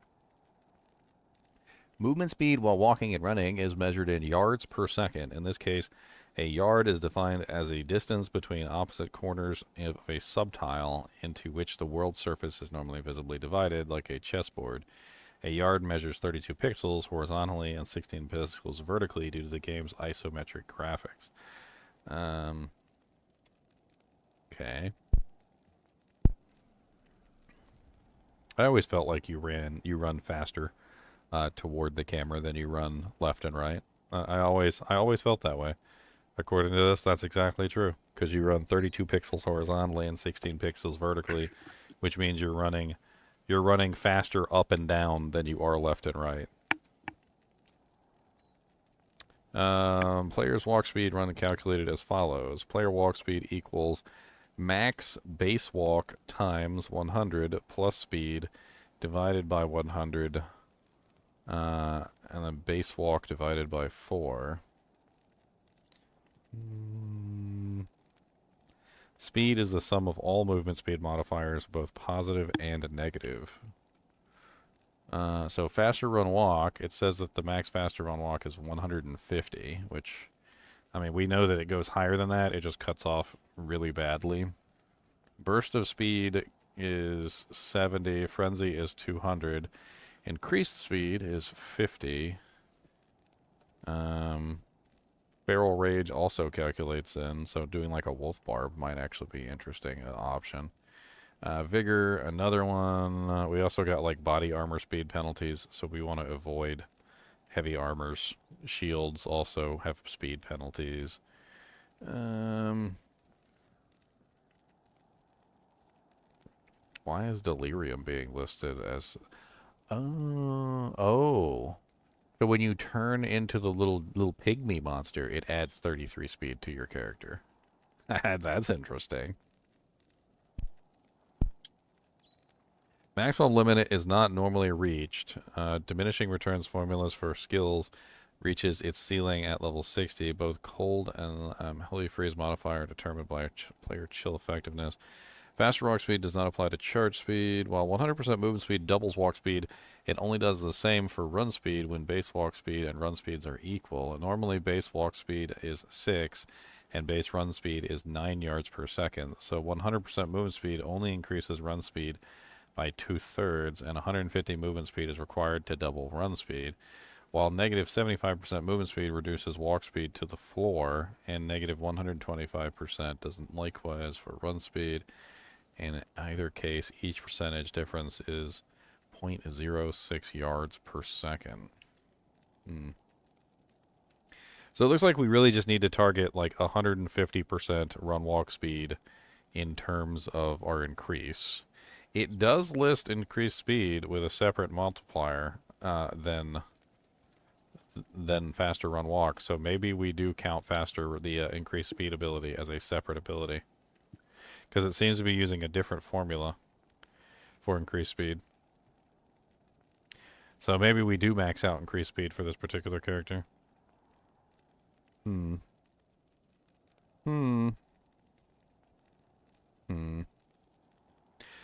so first thing we're going to do is we're going to put a hustle sword in his hand. I feel like that's like the easiest bet here. Because we definitely want the burst of speed. And obviously having fanaticism certainly doesn't hurt either. And I don't even remember if I made a hustle weapon for this particular pack. Oh, I did. Okay, nice. Only in a man catcher and a mat bow. What? What? We need a phase blade. Time to change it to a phase blade.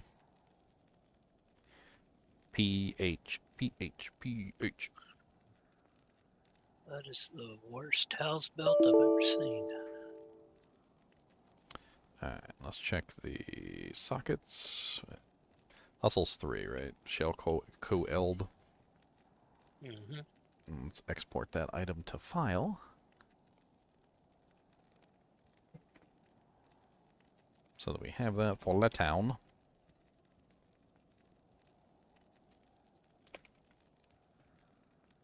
Alright. We all stop being crackheads. Chinchillas. Stop being crackheads. They don't listen. They still crackheads. Alright, so for physical damage output, I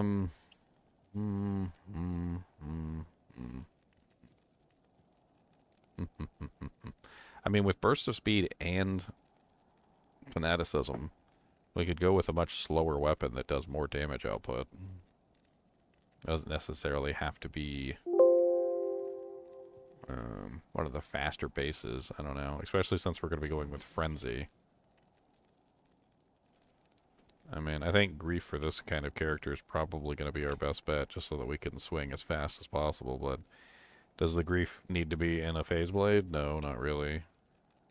I feel like we're probably going to hit the maximum breakpoint. Between Burst of Speed, Fanaticism, and Frenzy, we're probably going to hit the maximum IAS calculation with absolutely no qualms whatsoever. I mean, we can run it real quick. Let's take a look.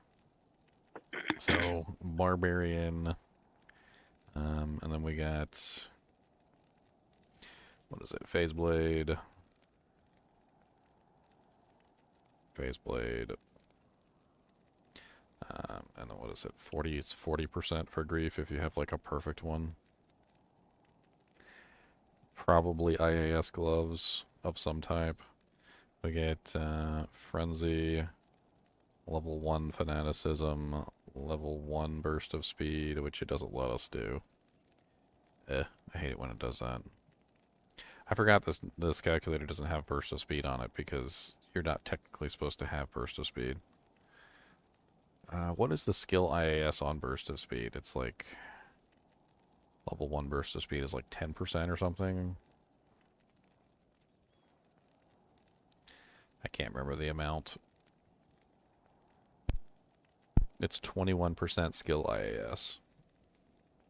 Alright, let's look up Fanaticism. We could probably counter that by just simply taking Fanaticism and increasing it to a level that is equivalent of having the 21% additional from Burst of Speed. So at level 1, we're looking at 14%, and we need to add 21% of that, which would be 35%, which means that the Fanaticism would be the equivalent of level 21 between the two. So that would be level 21 Fanaticism. Which gives us 5 frames per attack. It's, yeah, we're basically, there's no need to have a Phase Blade. So let's change this to, what's a like a higher damage output base that's slower when it comes to like a Grief base?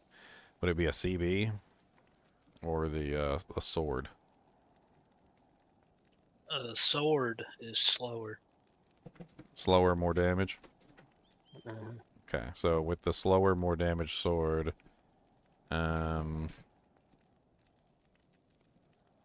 single-handed.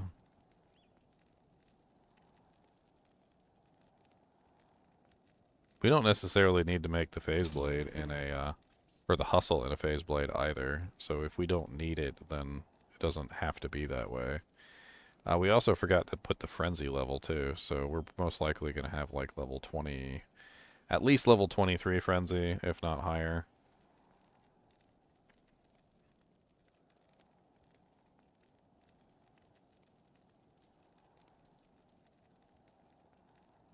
What's the speed on Hustle? I can't remember. Is it 40% on Hustle? It's 5 more than... It's 30%. 5 less. It's 30. Thought it was only 5 less than treachery. So if we made, instead of in a Phase Blade, we could throw it in something else, but I'm not really sure. I mean, I feel like if we have to go with any IAS equipment, I don't think we want to go with any IAS equipment if we don't have to, because we're really just trying to get run walk speed. But we will probably end up using hustle. I mean, it just makes the entire process easier just to use the phase blades. Although we lose damage output.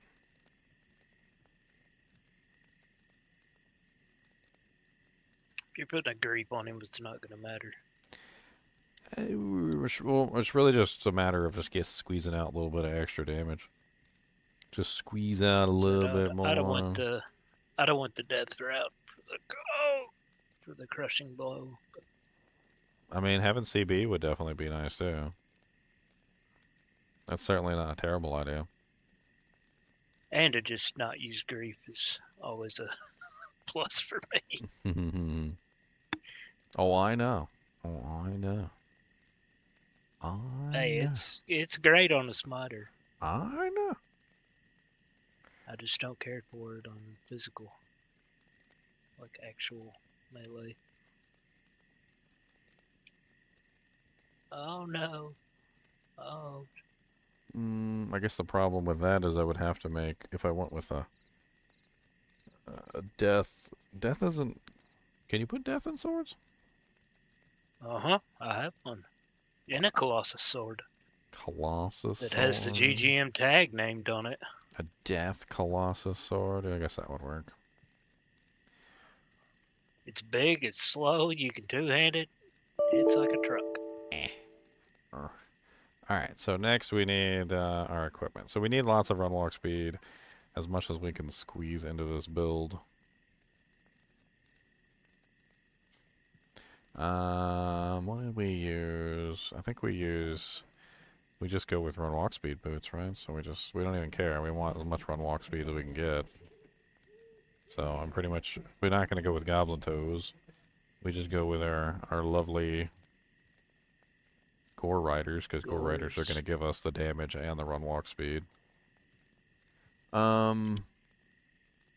need at least 150% run walk speed on our equipment, and charms. And then from there we can move on to other things. Chinchies, will you stop being mean to each other? You guys are running around like little crackheads.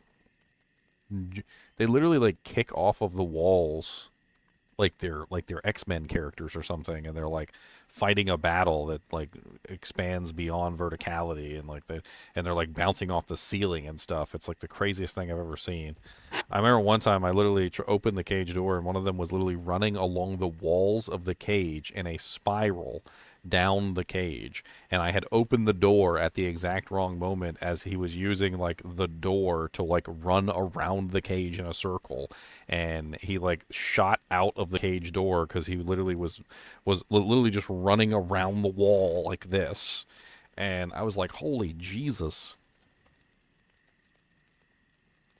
Okay, well, hustle does give us 65% run walk and our little evasion buff, which it's not super terrible or anything. Maybe we just go with a really nice hustle armor.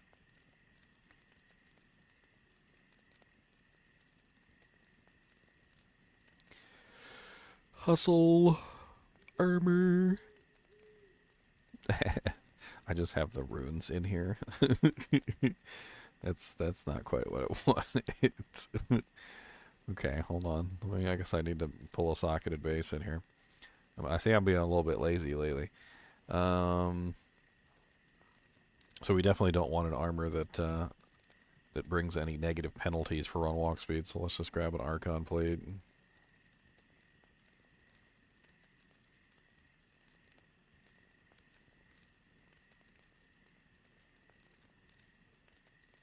The Arconiest of plates.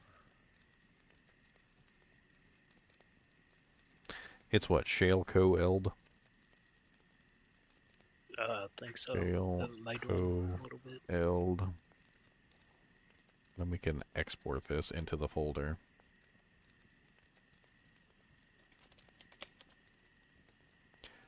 Alright, so that gives us 65% run walk speed on the armor and 20% run walk speed on the boots, which is a total of 85% run walk speed. And according to Amazon Basin, we need at least 150. So, keeping track of that. Let's keep track of this. So we got 85%, so we still need, what, 95, 105, so what, 45 from that, so 50, 65.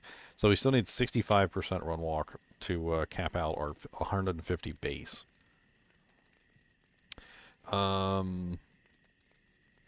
Oh, you know what? I forgot. We don't want Gore Riders for our boots because we want to get the Blaze proc for the additional run walk from Blaze. That's right. I totally forgot about that. We want the Blaze proc. We're gonna lose Crushing Blow and like open wounds and stuff for that, but I think it's worth it. It's an additional run walk bonus which we can add in to the mix. It's the Inferno Strides. Mm-hmm. They come with a 5% chance to cast level 8 Blaze when struck. So basically, as long as you're getting beat down at any point, you're going to get Blaze proccing, and every time Blaze procs, you're going to get more run walk through Blaze. So we got this one, check. We got Burst of Speed, check. We got Frenzy. The only one that really can't get is Vigor. I mean, we can still make a Vigor Merc to try and make this work, but the Vigor Merc just isn't really ever going to be able to keep up with us. I think, honestly, a better play would be to set up a Barb Merc, a Frenzy Barb Merc, because he's probably the only one that's even going to have any hope of being able to keep up with us, and then set him up with a similar setup to what we have. So we basically just have, like, Sanicdahoogehag and Tails. I might as well just call my Merc Tails. And and he'll just have to be the Tails Merc because he's going to need everything that I've got. So he's basically just going to have to be a duplicate of me. So he'll have to be using the hustle as well. Yeah, he'll have to be a mini me. That way he has all the same bonuses. So he'll need a hustle armor as well. Except his will be ethereal. So we'll give him an ethereal hustle armor. Specific, ethereal, make item ethereal, general edit, defense, 496 plus 50% is, we need a calculator, 496 plus 50%. You have to do this for the ethereal bonus on the armor. It doesn't do it for you automatically. Alright, and then, he needs life leech, right? Because neither hustle sword nor the other thing have life leech, so he's pretty much stuck with a life leech helmet. Honestly, I really like freaking Bulwark. I think Bulwark is like one of the best merc helmets these days. Let's just give him a Bulwark.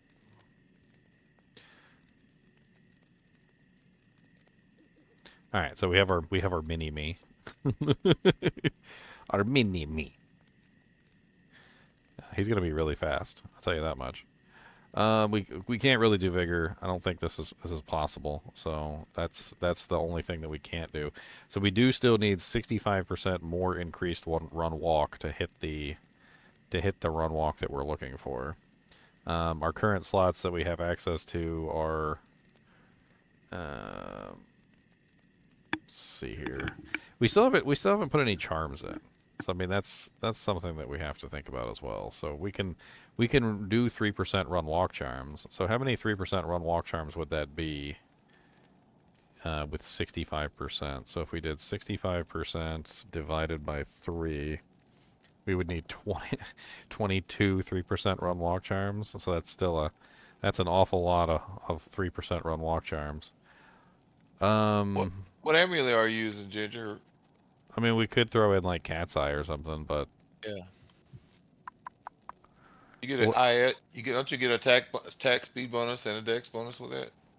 All right. Well, let's do the basic stuff. So we're gonna need Cannot Be Frozen. So let's go ahead and throw in a Raven Frost. Crushing Blow would be really nice on this character. It would be nice to have some CB. And because we're using Inferno Strides, we missed out on the CB there. We also don't have any CB on our weapons. I think Chunk's right. Death might be better than than Grief, just so that we have like the CB and the Deadly Strike and stuff like that.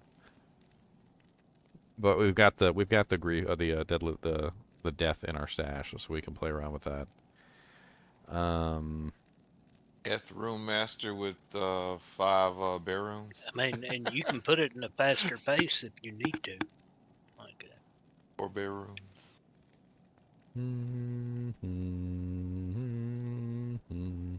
Yo ho, yo ho. I'm using Cat's Eye on this character too. Yeah, that's pretty much what I figured. Oh yeah, I forgot Valkyrie Wing has more run walk speed on it. Yep. I had a bunch of cheesy stuff on this character that basically made him work. I mean, Mav's Belt might be interesting because Mav's Belt does have Mana Leech on it, and that'll basically solve any like mana problems that I have for the character. So why not? We'll throw a Mav's Belt on there. That has the run walk on it too, and that will also shore up some of my issues with the Mana Leech and run walk problems. So we've got 20% run walk there and 5% Mana Leech, which brings us down to 45% needed. So we're currently at, what, 80, 90, so 105. We're currently at 105. So we still need 45% run walk to hit that last breakpoint.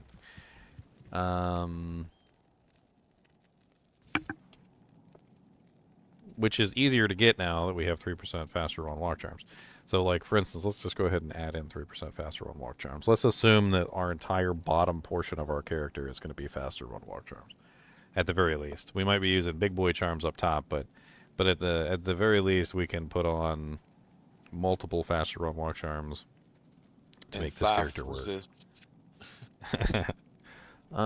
So let's see. I think I made one for this character, but I don't think there was one in here. I think that's what the problem was. Would mastery charms with 7% faster run walk be better because they would boost up your increased speed passive skill? I mean, mastery charms certainly wouldn't be terrible. I'm looking at that would boost up your move speed, or does it cap out like at a certain level?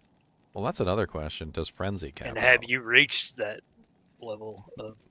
I'm curious whether Frenzy caps out, because maybe in that case, combat skillers might be better to increase the maximum level of Frenzy. Apparently, there's a movie called Frenzy. Let me look up. It's about sharks. Amazon Basin. All right, let's see here. Run walk speed. According to this, the run walk speed does actually continue to go up. So at level 20, it is at 171%. At level 30, it's 183%. At level 40, it's 191%. Apparently, it caps out at 200% at level 60. So adding combat skills would actually increase the movement speed of Frenzy, which would in turn also increase my attack rate and my damage output and my attack rating. So for this particular build, combat skillers might be the superior choice. How much does mastery go up? The mastery is, I think it caps out at 50% or something. I think if I remember correctly, where's classes, barbarian, Increase speed. combat masteries. Yeah, combat, it increases to 50%. So we're probably going to cap it out at 20 at the very least, and then it's going to have +4 skills with the Torch and the Annie. So you're going to get 44%, which means that the difference between cap or level 60 and level 24 is going to be a total of 6%. Whereas Frenzy... if we look at Frenzy from level 24 is movement speed 178 to level 60 is 200, so that's 10, 20, 22, so 22% increase for that same distance. It looks like Frenzy just scales better. So I think combat skillers is probably the better idea. So we'll run. Can't you get combat skillers with movement speed? Isn't it like Should be able to get them on everything else. That'd be like of inertia. Let's see here. Charms, skillers, barbarian, combat skill life. It would be what? Experts of inertia. Let me see if there's a one inside the small charms. I'm looking to see if there's any. Yeah, but you can yeah, get 'em it's the 'cause they're a it's the mount. second modifier. So yeah, it's of inertia. So that's the second modifier. There's people selling them right now. Okay. A whole bunch of them. All right. Mal, limb, Oh, two they're perfect I'm sure amethyst. they're not even that expensive. 4 rows. 4 RAL runes. I'll take whatever Yeah. you give me, please. If you Yeah, could. mal or limb or poor. 2 perfect amethyst don't or know. 4 rows. I don't know why I'm Uh, holding on to this. I'm so poor. Until Recent trades. What is it? It's 12%, right? It's 12% run walk. 7.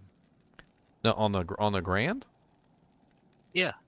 I thought it was 3. Oh, is it 357? Yeah. Oh, that sucks. That's a lot hey worse. Ginger, you might change the skill charm market if this build turns out to be so badass that Maybe. Okay, let me give a cube real quick. I forgot to give a cube. We need the cube.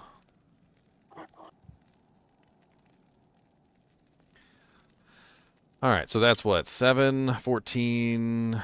How was that? 1, 2, 3, 4, 5. What's 5 times 7? What does that bring me to? My quick math is terrible. That's 35. Okay, so 35 brings us down to needing a total of an additional 10% at that point. So now we need 10% faster run walk. So we're at 140%. So we still need 10 more percent, which is not terrible because if we get 3% smalls, that's 3, 6, 9, 10, 11, 12. So we need 4 3% smalls, and that'll push us over the break point. And that should do it. So 4 3% smalls, that's all we need. And they can have whatever we want on them, I'm assuming. Resistances. Honestly, with how bad our build currently is on resistances, we probably do need resistances. yeah. Can you get resistances on faster run walk charms? Yep. Yeah, Ruby of Inertia, like... Scintillating. You can get a bunch of different ones, but like you can get individuals, so I know you can get the individual ones. If you do scintillating, you get 5% for each 3% faster run walk charm. Let's see. Yeah, but those are like next to impossible to come by. I feel like going with like the I don't know, like the Amber of Inertia with like lightning resistance and like the Ruby of Inertia with fire resistance and then there should be like a Sapphire of Inertia in here. So I'll get like a Kaleidoscope, and then I could get like a Poison one too or something like a Pestilent Small Tarm of Inertia or something, or what is the... There's also Shimmering Small Charms of Inertia, which, yeah, so all resistances +3. I mean, and then at that point, I could pretty much just throw in like a Fine Small Charm for extra damage or something, or like a 3/20/20, just to get damage output. Throw in like a Bone Break or something so I can break physical damage resistance. Which still leaves open the helmet, amulet, secondary ring slot, and gloves. So we're good on pretty much everything without having to like mess around with that stuff, which is actually pretty neat. Let's go ahead and save this guy before I forget. Seen that happen a couple times. Oh, I messed up. I had to redo everything. Just had to redo everything. Just everything. Not many, but a couple. We can't use Lash Wish for a secondary weapon because, honestly, Lash Wish doesn't do good damage on its own. It's a crushing blow weapon. You put it in a phase blade. Phase blades don't really have good average damage. Like it's okay. Don't get me wrong. It's got might. It's got fade. It's got life tap. It's got all sorts of nice stuff. But usually you want to pair it up with a high damage weapon to go along with it. You don't really want to use it by itself, unless you have elemental damage, in which case it doesn't matter. But and we have to use hustle. So we're already tied into hustle because we need the burst of speed. So that's the whole thing. So hustle is going to give us the burst of speed and the fanaticism. And then we're going to get the damage from the secondary weapon. We also got the hustle armor on so that we get the run walk speed from that. And I guess at this point, adding in crushing blow would certainly be nice with the way that I currently have the build set up. So maybe what we really just want is a nice pair of CB gloves. Or I'm not sure if laying of hands would really be a good choice. Maybe If CB you've got gloves the and death CB helmet. If you've got the death on, you should be fine. I mean, more never hurt anything, but you Well- don't need 100 crushing blow. Well, let's get two setups. So if we use the grief, then we need crushing blow, and if we use the death, then we don't need crushing blow. We need what, damage output, or we don't really need speed. Well, if we use the death, we probably do need speed, to be honest. The only thing that I'm thinking about with like the way that I have it set up here is that with death, I only have crushing blow on one weapon, but with this setup, if I grab like CB gloves and then grab like a G-face, then I have crushing blow on both weapons instead of just one.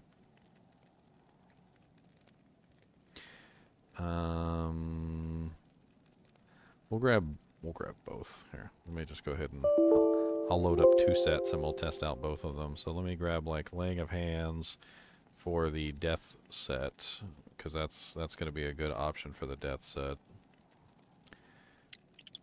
I didn't figure you would stray away from Eric's face for the 4 skills to frenzy. I mean, if To I do put a the G-face on. well, if I do the death, then I can do the Ariats. If I do the other way around, then I kind of have to get stuck with the G-face. That's kind of like the whole thing. So it depends on which way I go.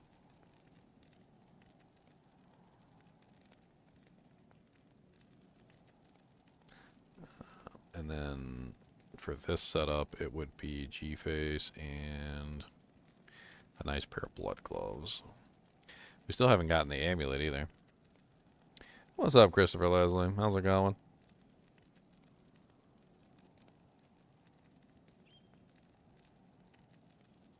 Long time no see. Where you been? Where you been, man? I thought we was friends. I thought we was friends, man. I thought we was friends.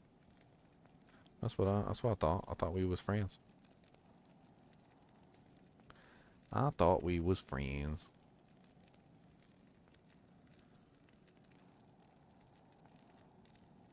Let's put these jab skill ones in there. It doesn't really matter. Okay, and then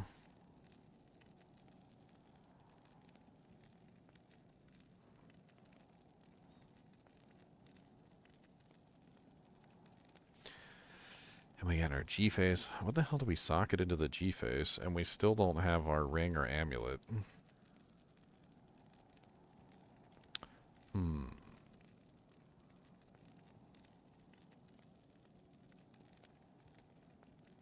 Resist all jewel.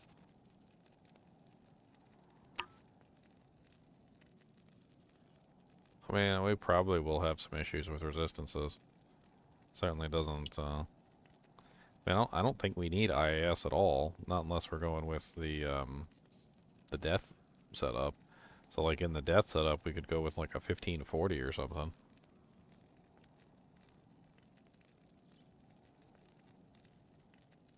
But in a regular, in the G face, I don't even think you need a 1540. I mean, at a certain point, it's just a waste.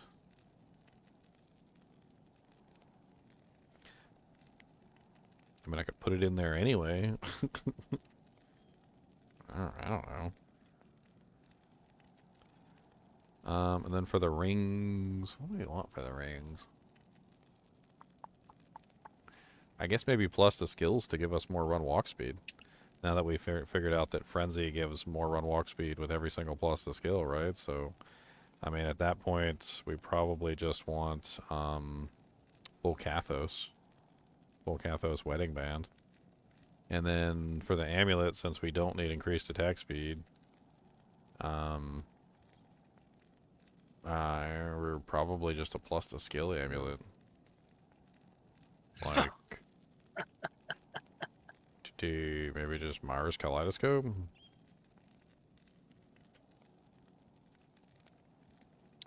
I think that's pretty much it. Let's copy him over and let's see how he does. Goodbye, old Sanicdahoogehag with hacked charms.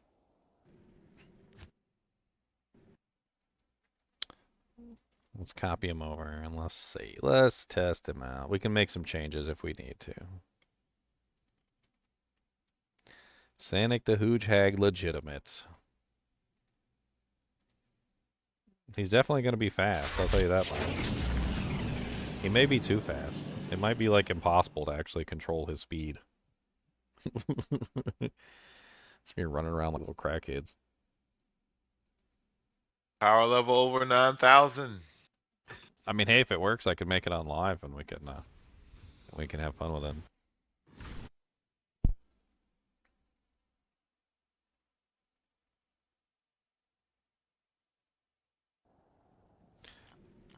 Alright. Then you would have to come back to the land of online play with us. I haven't left online play yet. I haven't gone to single player yet. I've just been playing other games. Alright, let's go get our mercenary and get him set up. Our little mini-me. Our mini-me. So we should have 152. What do I have? 152% faster run walk. Afternoon. Oh look, we got Braum and Sigurd. Braum, Sigurd, Sigmund, Hengst. Oh, I don't know, some of these names are so weird. I'm picking Braum. There you go. Sanicdahoogehag and Braum. I'll put that to good use. I'll put that to good use. I can't wait for somebody to completely gut this build so that it doesn't do anything that that I designed it to do. The death weapon is missing. What's up with that? The death sword didn't translate through.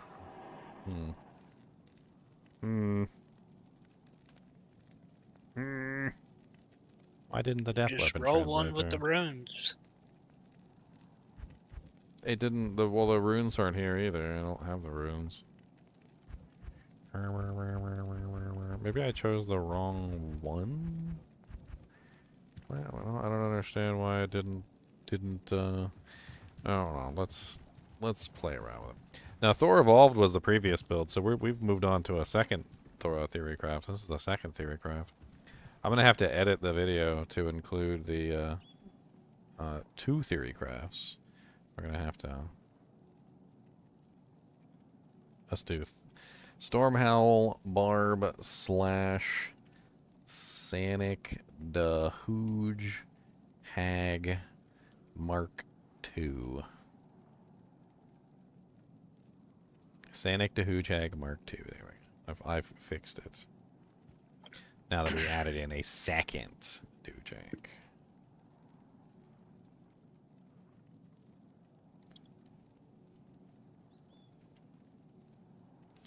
Alright, so we need to test his speed. He's already pretty fast just in town, and he doesn't have any of his stuff activated. So he doesn't have his frenzy activated, he doesn't have his abilities activated, nothing's activated at the moment. He's sitting at whatever. It looks like I've got to go back and... Yeah, it looks like I messed around with some of his skill choices here. Hold on. We need to edit a little bit more. I may have fubbed with the character's skills a little bit too much. We're gonna have to pull him back up for a second and fix some of his stuff so that it's legitimate. Apparently he has level 99 increased speed, and he also has level 99 frenzy and level 99 increased stamina. And his skill points are the wrong number. For a level 99 character, what is it, 110? I think it's 110, not 115. So that's not right. And this are his HP, mana, stamina, all that stuff is wrong as well. We need to rerun the calculations for those. So he gets 2 HP per level, which is, oh god, all his stats are mixed up. You know what? We just need to copy the stats from another character. Let's just do that. Let's just open up that other barbarian that I just made, because his stats are correct, and we'll just copy his over. So 30, 20, 25, 10, 485. Of course, that's for a level 95. So 90, 95, 500. Would it be like 505 for a level 99 character? 98 times 5 plus 15 equals 50. Yeah, 505. I was right. All right. Actually, what am I changing that one for? So it's going to be 505 here. And then his HP values are 242, 104, 186.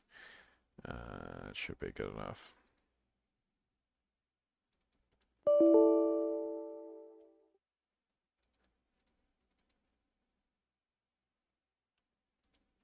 I got the BK sword. Since they took the knockback off of it.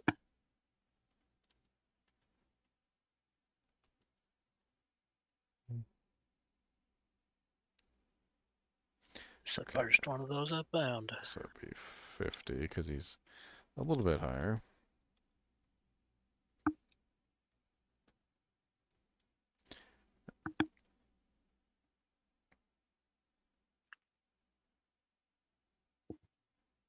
So 108.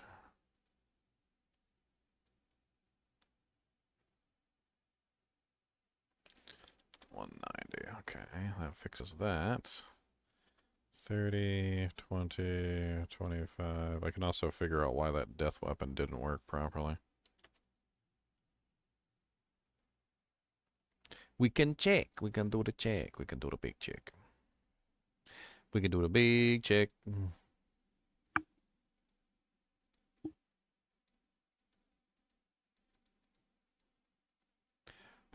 So why didn't the Death Sword work? It's Death, Colossus Blade. Oh, the sockets are wrong. Okay, I see what's going on. No, Colossus Sword.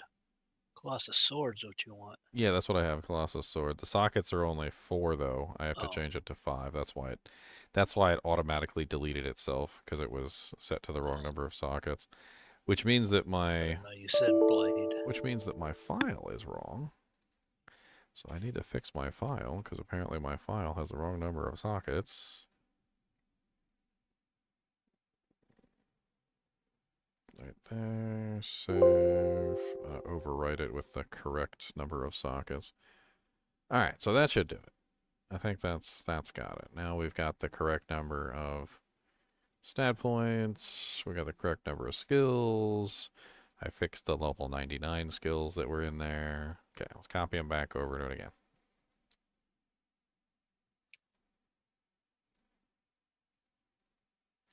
Testing stuff is hard.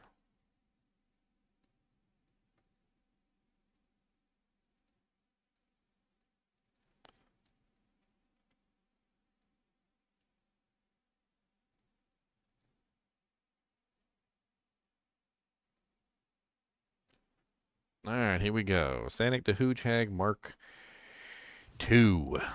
Or actually, yeah, Mark 2. It's Mark 2. I don't count the cheated version as an actual, like, that was just me trying to see how fast I could run. I just wanted to see.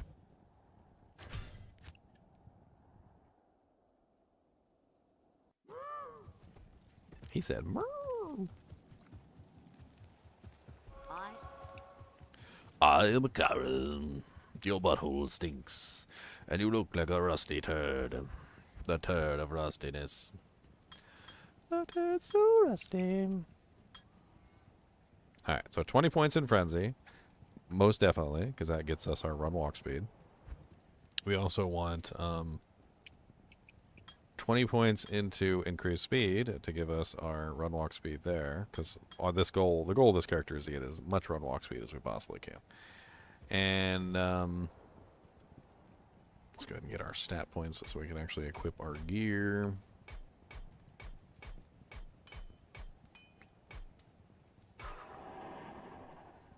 We need 115 for the helmets.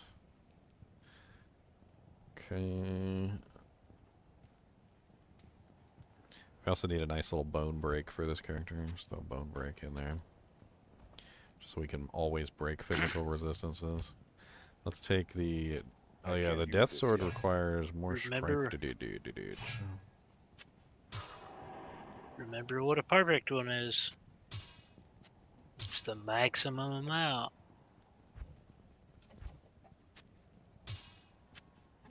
For what? Oh yeah, for the That's maximum amount for increased speed? Yeah.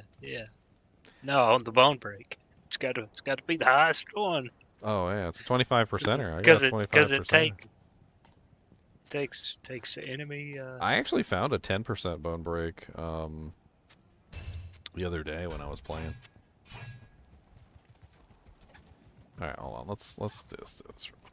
So we need 136 strength for that. Let's just go ahead and put in the strength for the death, so we can put that on swap, and then we'll have the 2-piece swap helmet set in there for that.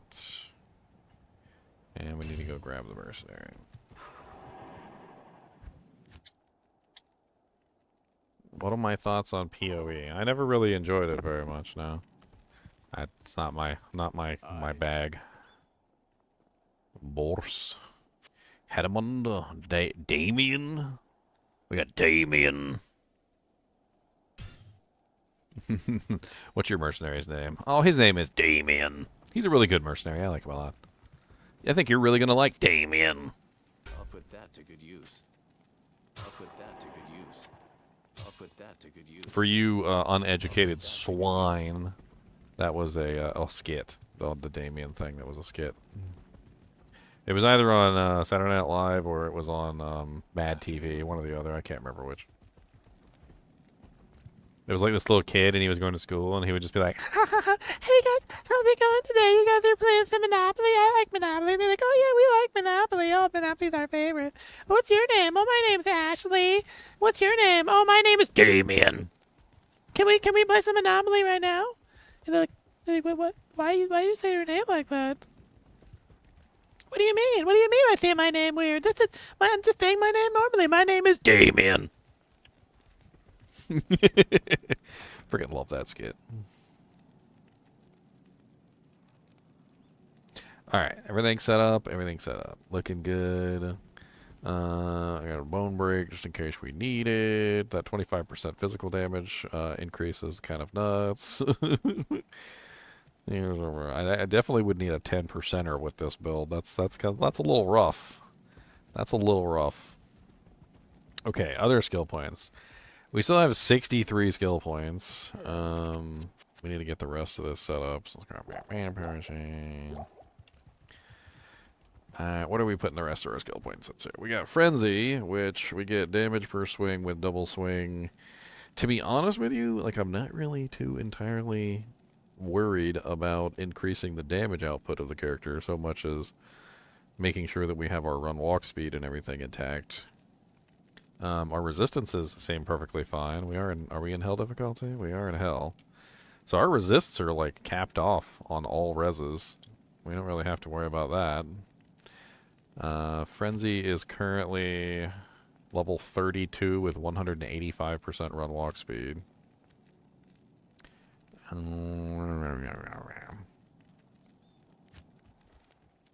Let's see here. We definitely still need attack rating. Our attack rating sucks. So we're gonna have to pump up attack rating. I also wouldn't necessarily mind having the increased stamina bonus, 0.4 seconds. You get 0.4 seconds additional time on Frenzy per point of increased stamina, which is gonna help us keep our speed bonus, which is gonna help us be more like a Sanicdahoogehag. I know it sounds silly, but I think we're about to dump 20 points into increased stamina. Because now we have Frenzy lasts for 14-second duration, which is a hell of a lot better than the previous duration. Definitely Blade Mastery, which leaves us with 25 skill points. We can, of course, build some of the synergies for Frenzy. I think we should probably at least grab the War Cries, at least 1 point wonder in each, at the very least. Still got 21 points left. Taunt is a synergy, and Double Swing is a synergy. And, of course, Berserk, which does magic damage. But that's just going to replace my damage with magic damage. Could be an interesting way to help me be able to kill physical immunes.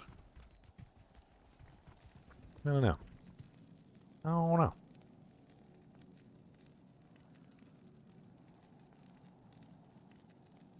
8% damage per level.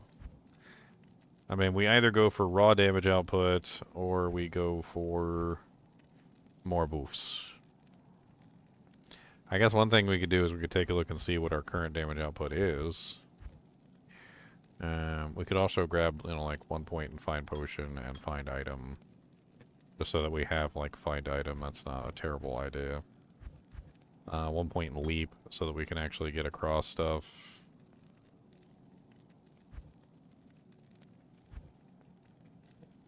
And then if we just, like, dump the rest of the points into battle orders, we can get level 19 battle orders, which isn't too terrible.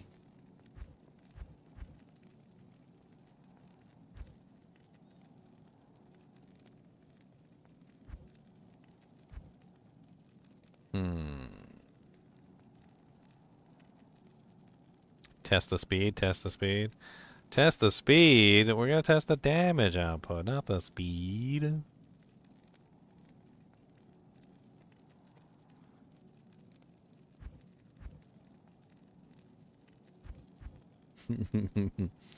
You know what, let's put a couple points into battle orders. So let's bring this up to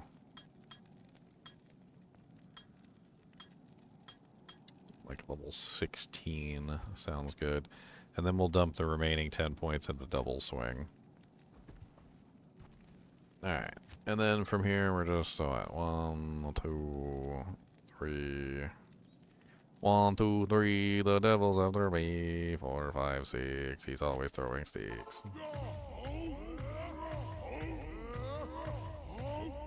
Alright, and then we need attack rating, because our attack rating sucks. So let's go ahead and dump some points into Dex. Let's get that attack rating up to... honestly, about 15k would be nice. Let's do 15k. And then everything else into Vitality. Of course, we don't have bow sticks. Having bow sticks would make our HP a lot better. And activate Frenzy. Activate our Burst of Speed.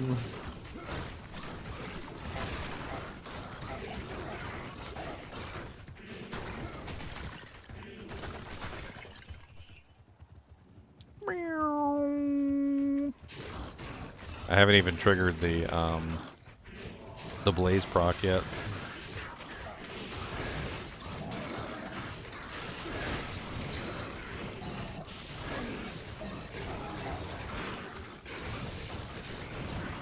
I can't even click on monsters half the time. He's going too fast.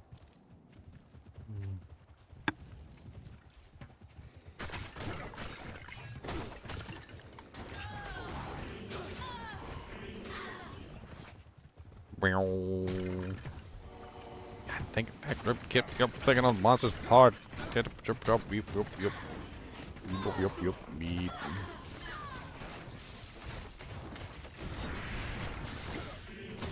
God, it's so difficult to even click on anything. All I really did was just infuriate myself with the inability to click on anything.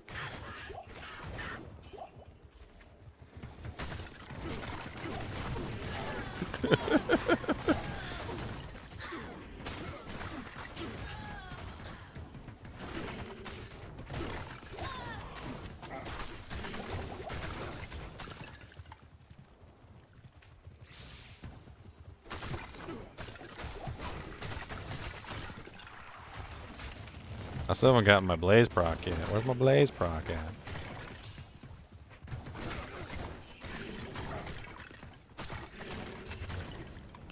A superior mage blade. Sanicdahoogehag runs a really freaking fast. Sanicdahoogehag. Let me switch to walking. There you go, guys. I'm walking. What do you guys think of my walking speed? What do you guys think of that? Am I walking quickly enough? You know, in school, when your friend would be like, I challenge you to a fast walk contest, and they would both walk as fast as you possibly could. You weren't allowed to run, you had to walk as fast as you possibly could.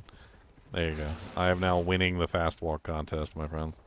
This also means that my defense is still active, so if I'm fast walking, while I'm walking, my defense is still 100% active, so I got 10, I don't know, how much defense do I have? My shouts wore off? I only got 4,000 defense? That's pathetic. Why is my defense so low? I'm a barbarian, for God's sake. I should have much higher defense than that.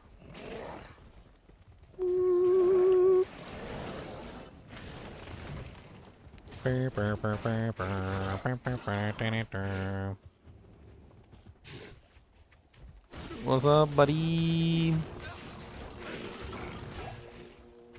You take this character into a PvP game and just chase people down, and they just like start crying as you get closer. They can't even like keep up with you with their mouse hand. Oh, now I got my blaze proc. Yeah, buddy. Bow, bow, bow.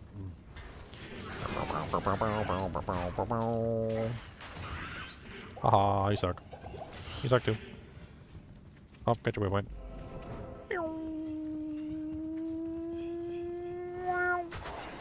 Let's see how fast it takes me to get me to Anya. Let's go. All right. 3, 2, 1, go.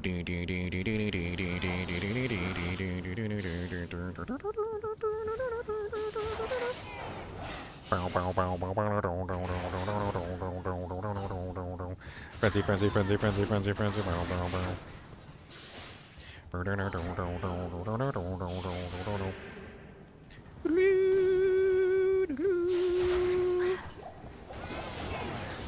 You guys can't catch me. Fast as fast can be, you'll never catch me. Oh no, they caught me. Oh no, they caught me. They caught me, guys. They caught me.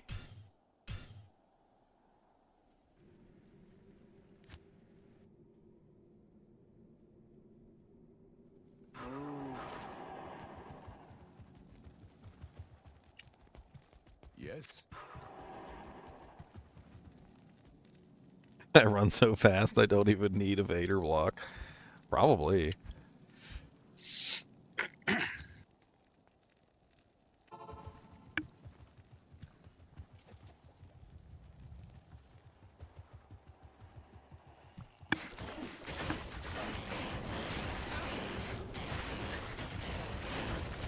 Alright, you guys ready? Let's go.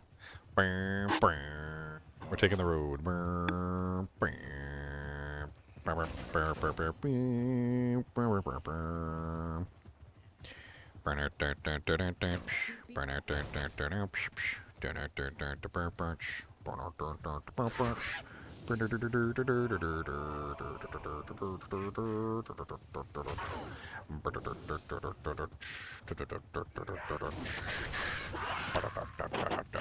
Ooh, I got the blaze now. Look at me.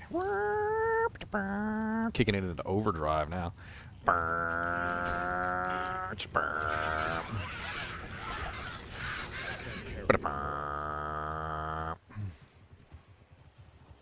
Stamina shrine. Exactly what I needed.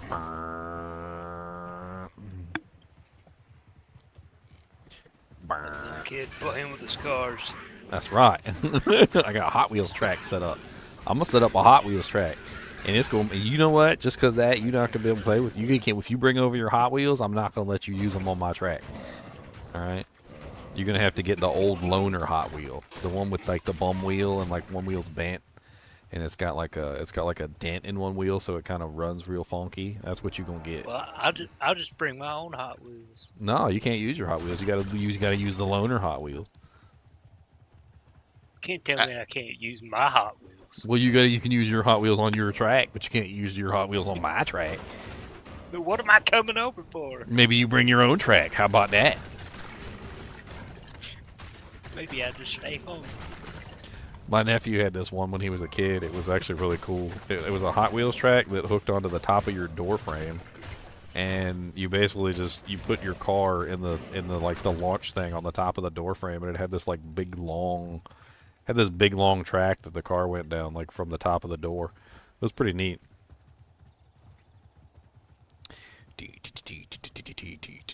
I tell you one thing, like running fast with this guy is even without Frenzy active. Don't get me wrong, like Frenzy's nice, but even without Frenzy active, I'm still running like freaking Mach 25. And then when Frenzy gets activated, then it's even worse. And then I get Blaze activated. Once Blaze is activated, then it just goes into the freaking stratosphere. Most of the monsters can't even react quickly enough as I'm running by them. It's actually kind of crazy. Like, I don't know if you guys are paying attention to this, but like, as you run by the monsters are just kind of like in some sort of suspended animation or something for the brief period of time that you pass them, and they don't seem to react properly to your existence. They're stunned that you're even there. Like you're literally a flash. Like you're running so fast that the people don't even know that you're there as you run by them. And then they feel the breeze. They feel the breeze as you run by them, and they're like, "What was that?"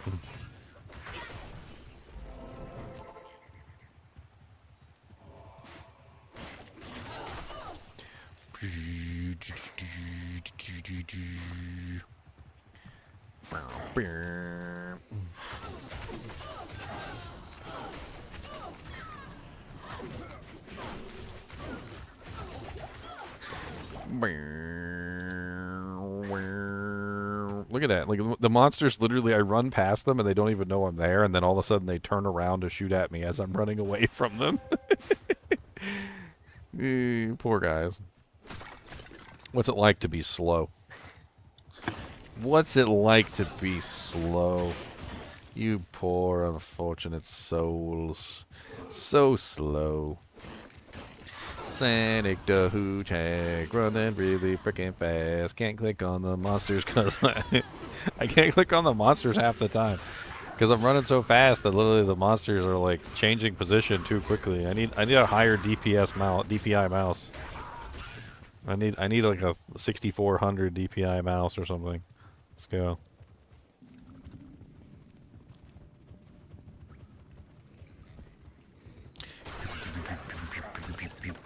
I like the additional duration on Frenzy too. It makes it much easier to run for a prolonged period of time. You'd be surprised at how far you can get in 14 seconds when you literally run the speed of a F-16 fighter plane. Like 14 seconds? Sure. 14 seconds. I thought, yeah, we got this.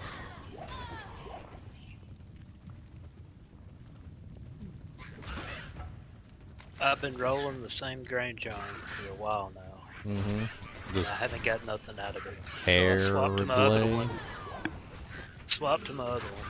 First roll, like 2 cents. Nice. I need a 120 hertz strobe beta monitor. Okay. Get him away.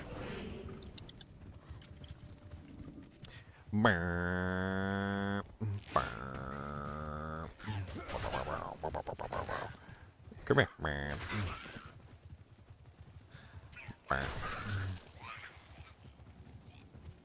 Let's go to River Flame.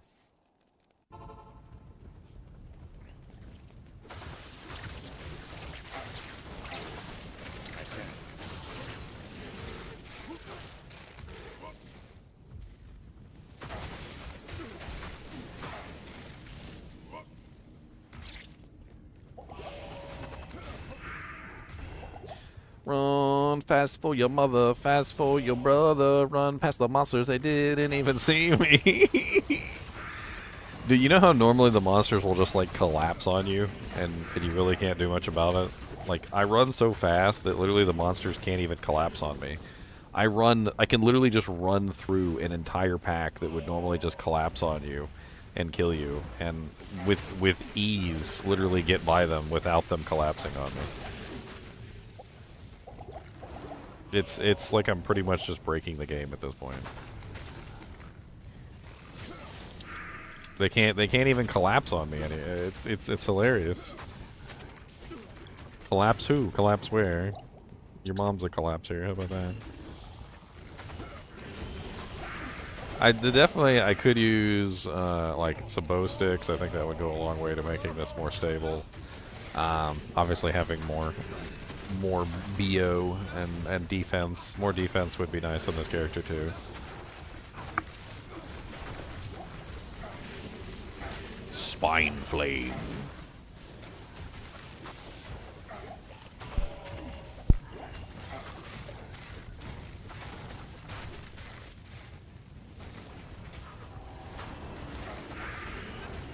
No!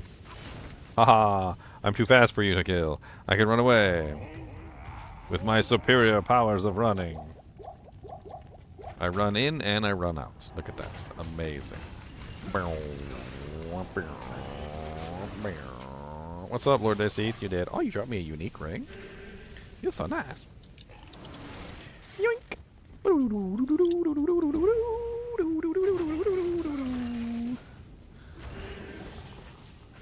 Haha, you poor little unfortunate melee characters can't even hope to keep up with my prowess. No. There's so many of them. Faster. Don't die, Mercenary. Don't die. Haha. Unique ring, huh? Brr. Brr.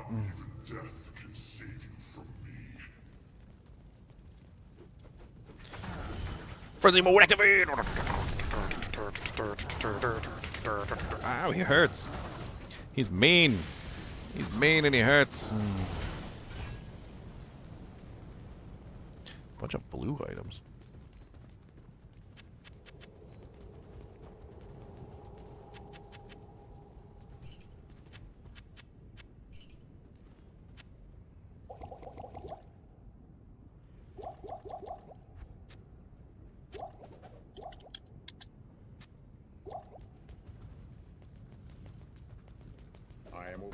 Now you want CTA Hoto. That's your best bet. CTA Hoto.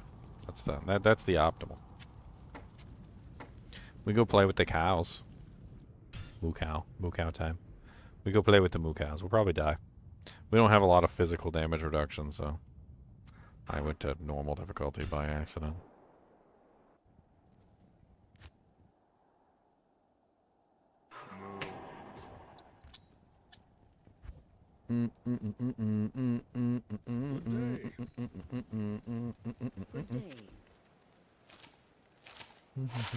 A 15% Nagel ring. Woo, boy. I can't. Buddies. A 16% Nagel? Man, I thought I was living the high life, but I was wrong. I was wrong. Oh, there's 15 strength on the gloves. Dang it. I'm gonna try the death out. I'm gonna see how that works.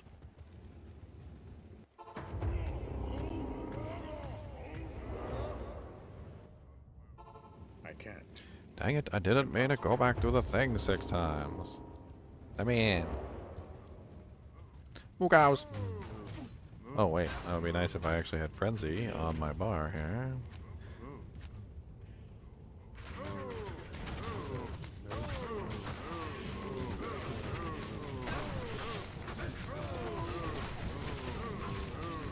I mean, from a melee standpoint, obviously, it's going to be a lot more difficult. Oh yeah, I forgot about the death having the nice little glacial spike thing.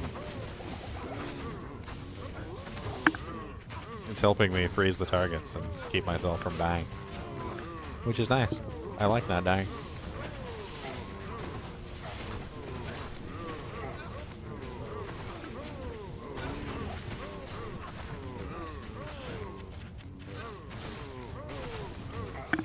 I mean, it's not ideal, but it works.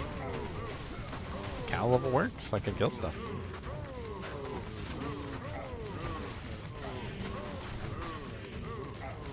Alright. Now let's run around the cows like a crackhead and tip them over. Cow tipping time.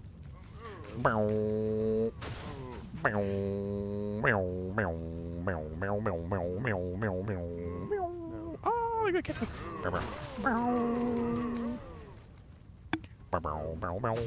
Haha, you can't catch me. Neener, neener, neener. Neener, neener, neener, neener, neener, neener, neener, neener, neener, neener, neener. Neener, neener. Neener, neener. Neener, neener, neener, neener, neener, neener, neener, neener, neener, neener. Neener, neener, neener, neener, neener. Neener, neener. Neener, neener, neener, neener. I think we found the best cow corraller in the game, though. I can corral the cows with the best of them. Look at this big giant pack of cows I made. That's it. You need one Sanicdahoogehag in combination with a nice Javazon. Sanicdahoogehag goes and corrals. He's a nice cow corraller. He's proficient at it. He can activate many cows. A large number of moos.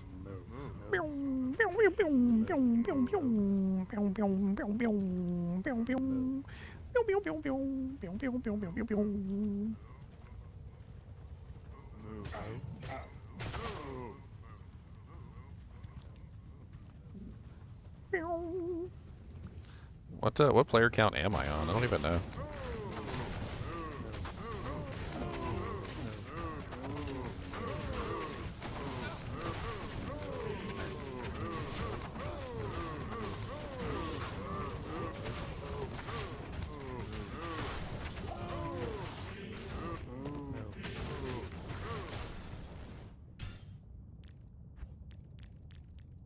I'm on P1? Okay. I've only been on P1 the entire time. I guess we need to check his damage output in P8. Hello. I already activated all those cows, so that's not really going to help me out very much.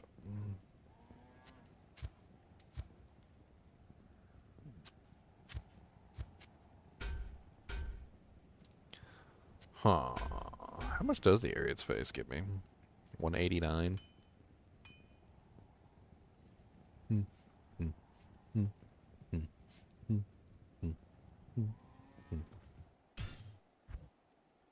Alright, up the player count to PH. Let's go kill something easy like Eldritch.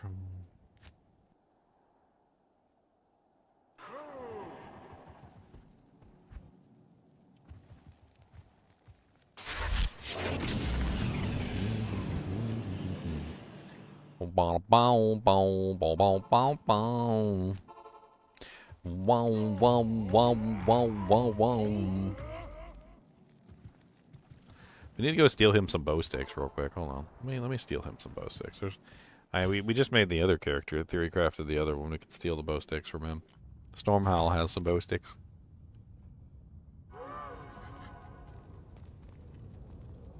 It's a bougie Hodo and a CTA. He's got the bougie bow sticks.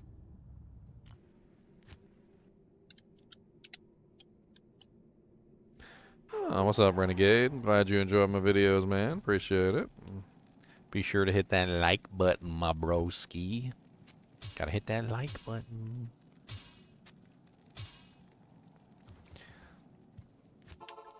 Wow, wow, wow, wow, wow, wow, wow, wow, wow, wow, wow, wow.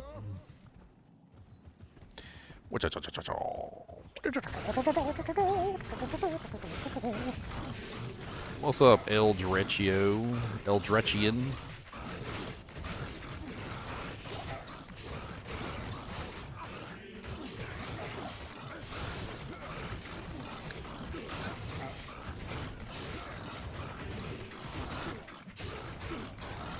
I mean, B8 with the death is actually not bad at all. I mean, it's not like super duper ridiculously fast, but it's okay. I mean, it's P8. What do you expect?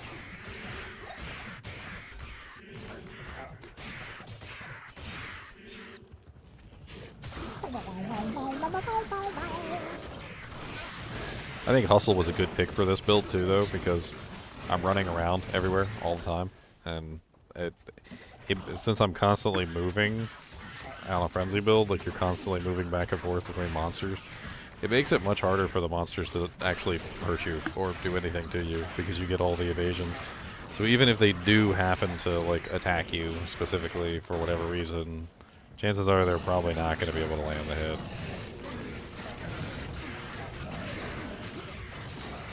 Yeah, the repositioning and mobility is nice. Well, what's interesting is that a lot of the times when you try to reposition, monsters will collapse on you and they'll stop you from repositioning. And they can't do that. Like, they legitimately cannot pause the reposition or stop the repositioning. So if there's a gap, you can shoot through it, and they don't have the time to close the gap on you. Like normally when you're a melee character, they'll just close the gaps on you and you can't get out. They're like programmed to do that, I guess, but not with this guy. Ain't nobody closing no gaps with this guy. You closing what? What are you closing? Nothing? That's what you're closing? Well, have a good one. I'll hop up here, bud. Alright, Chunks. I'm hopping off here in a minute Maybe too. I'll I catch gotta. you in here tomorrow. Yeah, maybe. We're gonna maybe we'll do a new character day and we'll play. I'll level up my Sanicdahoogehag for real. Give us Sonic an There you inch. go. Afternoon. I mean, the gear's not exactly that expensive. A Furnace Ride's easy to come by. Mav's easy to come by.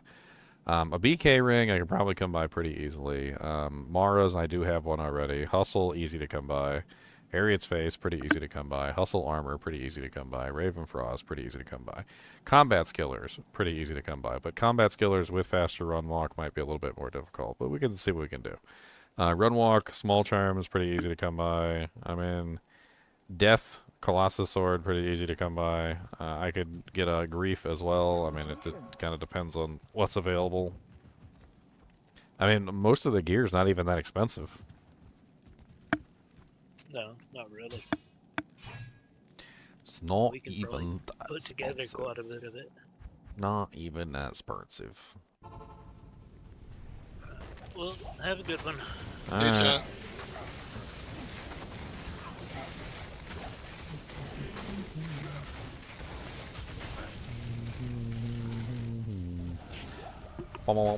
Haha, squeeze through. Oh, you guys got fanaticism. You guys are cute. You guys are cute. Oh, they got me stuck. They got me stuck. Oh, no. Oh, no. Oh, no. Oh, no.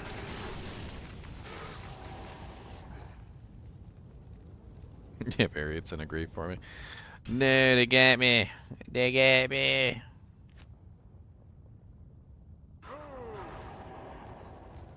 They said, "Moo."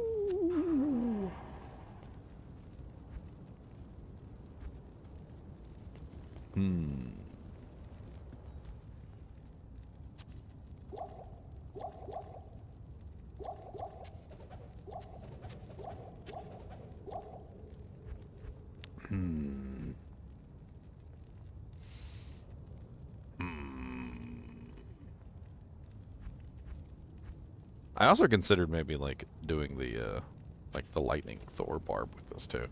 But like one crescent moon, I don't really know how well it would work with only one crescent moon though. Cause you want that hustle.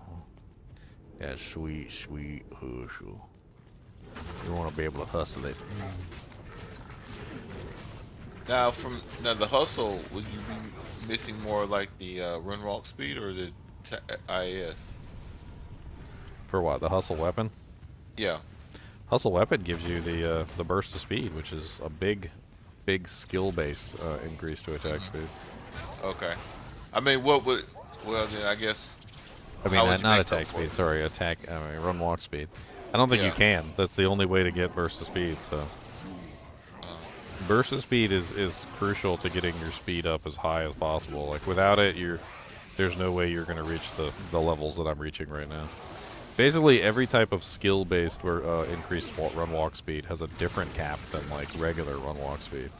So our 150% regular run walk speed is amazing, but then when you start calculating in the additional run walk speed that you're getting from burst of speed, and then frenzy as well is giving me a 185% bonus. Burst of speed is I can't remember what it is exactly. It's a lot though, and then I'm also getting the 50 from increased speed. So that's another bonus there that I'm getting, which is massive. Like my current run walk speed should be like in excess of, I don't even know, like probably near 1,000% or something.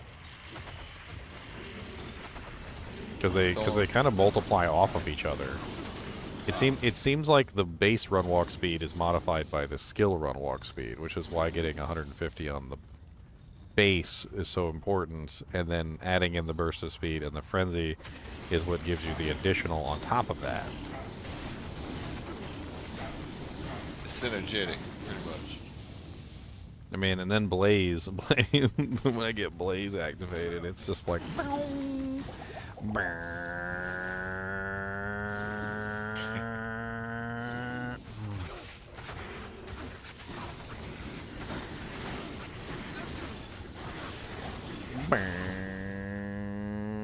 I can run so fast that my Mercenary can't die because he literally keeps teleporting with me. So every single time I get like a certain distance from him, he keeps teleporting to me. So he's just constantly teleporting without ever really like having the ability to fight anything.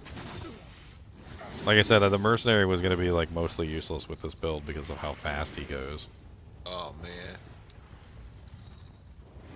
When I stop to actually fight, though, like when I stop to actually fight, the Mercenary catches up and can actually help.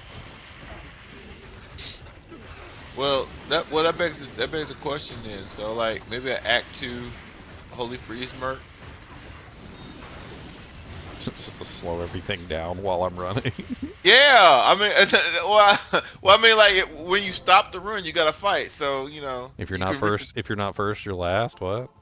Yeah, I mean, yeah. If you're not first, you're last. I mean, I don't know what to tell you. That's not how it works.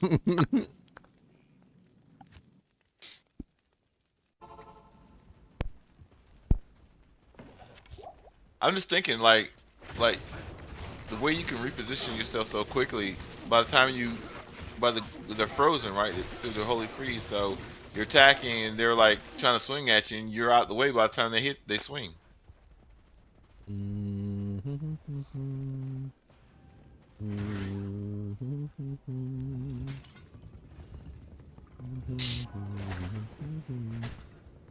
Run in, run out. Yeah, they call it hit and split. Yeah, Splat and sploot. No, I'm just kidding. They call it something else. Scoot 'em and peel 'em or something like that. I think that's what they call it. Scoot. Hit and run. Well, hit and run too. Yeah, that too. But that's a tactic. I forgot the name of it. Oh, what's up, buddies? Oh, my things went down.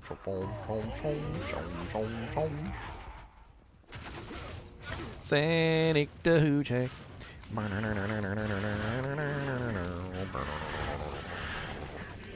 Sanicdahoogehag, running really fast, okay. Got my frenzy up, yeah.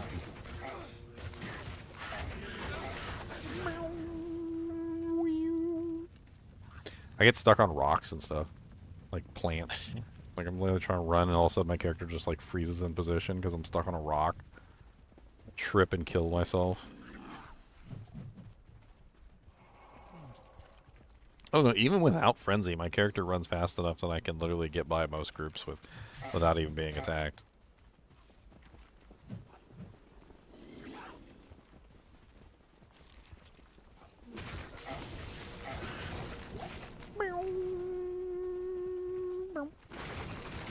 Let's do it. Let's do a quick test, real quick. So there's no greater monster surrounded by all of his minions than Shank. Shank, it's very difficult to get to Shank because of how he's like surrounded by all of his little fiends. I wonder if I'm so fast, I can literally just like find a pathway to get into Shank and hit him anyway, despite the fact that he's surrounded. Get myself into trouble. Alright, let's build up our frenzy, get our burst of speed running. We need a full, I don't have burst of speed yet, hold on.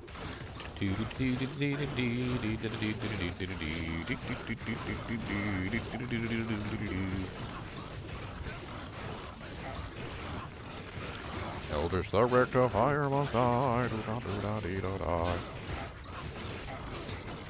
Okay. Should be fully boofed. Fully boofed. And we've got Blaze. Alright, let's go.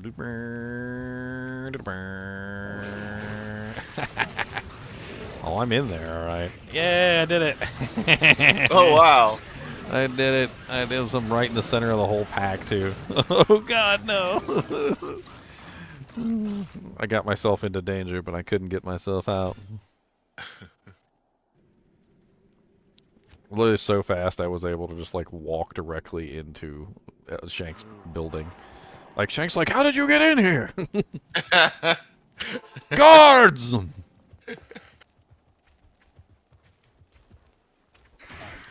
I think I forgot to buff up for that too, so that's probably why I died.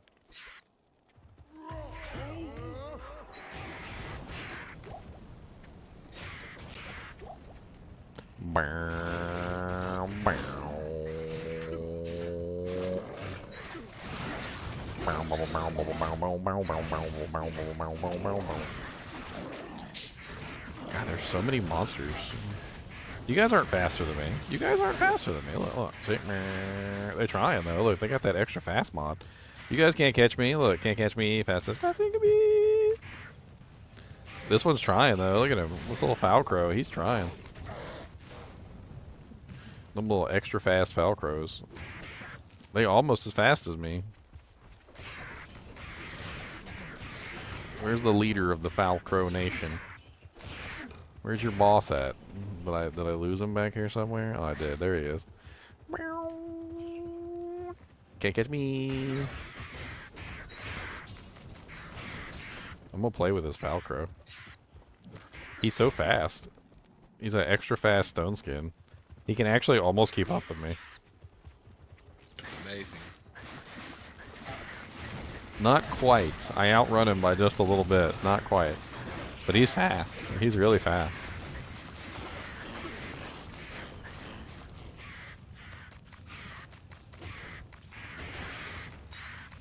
You know what's funny is I run so fast that I can put so much blaze effect on the ground, even though it doesn't even really last that long, because I can just like run around in circles and put like 1,000 blaze effects all over the place. Because it doesn't matter. It's a time-based thing, right? So I can just keep... I can just run all over the place like a crackhead, putting blaze everywhere.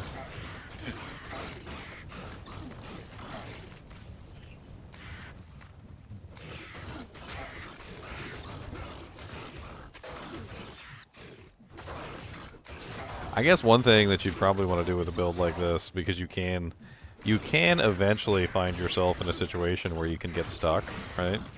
It's a matter of time. But like most of the time you won't, and you're so fast that you might end up getting yourself in a bad position. But if you threw 1 point into Whirlwind, you could just simply pull yourself out of any dangerous situation by whirlwinding out of it.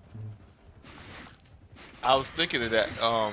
That was an old trick back in like original LLD, like to have a point of Whirlwind to get out of that? Is that what you're talking about? Yeah. You just, if I get stuck in the center and I can't deal with Yeah. anything, like right now I'm like stuck.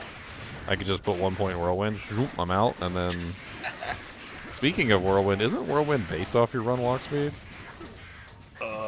I don't know, Ginger. I've never heard of that. Like, doesn't Whirlwinds go depending on how fast you run? So, like, the faster you run, the faster your Whirlwind moves. I think we're going to have to test that. We're going to have to test to see how fast Sanicdahoogehag whirlwinds.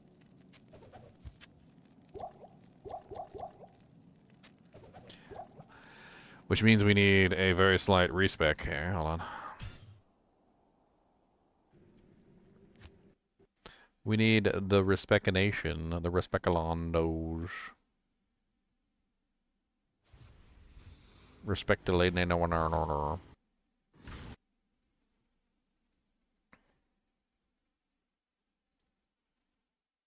Respect. Doodle doodle doodle doodle doodle doodle doo. Respect. Doodle doodle doodle doodle doodle doodle doo. Let's put the death back on. Alright, respect time.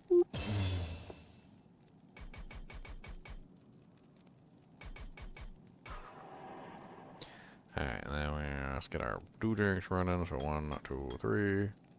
1, 2, 3. 1, 2, 3. Gravity.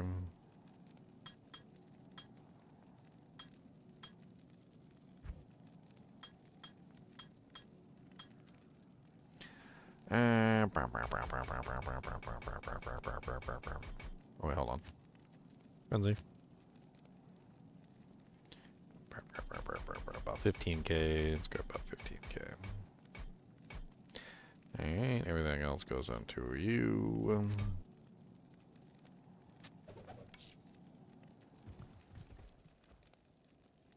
Grab some potions. We got some potions before we take on the rule. We got X. Actually, we can just put it on our right click. What does it matter? We'll just throw it on right click.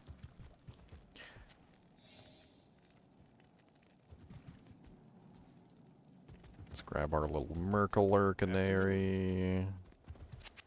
Our little mini-me. Our tails. Sonic and Tails. Sanicdahoogehag and Tiles.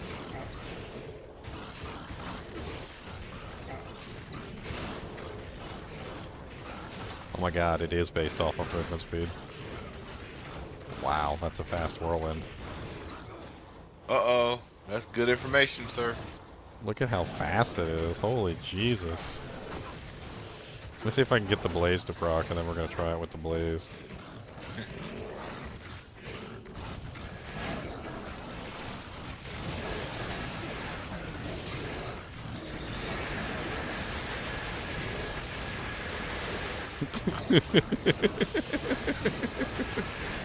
This is just silly.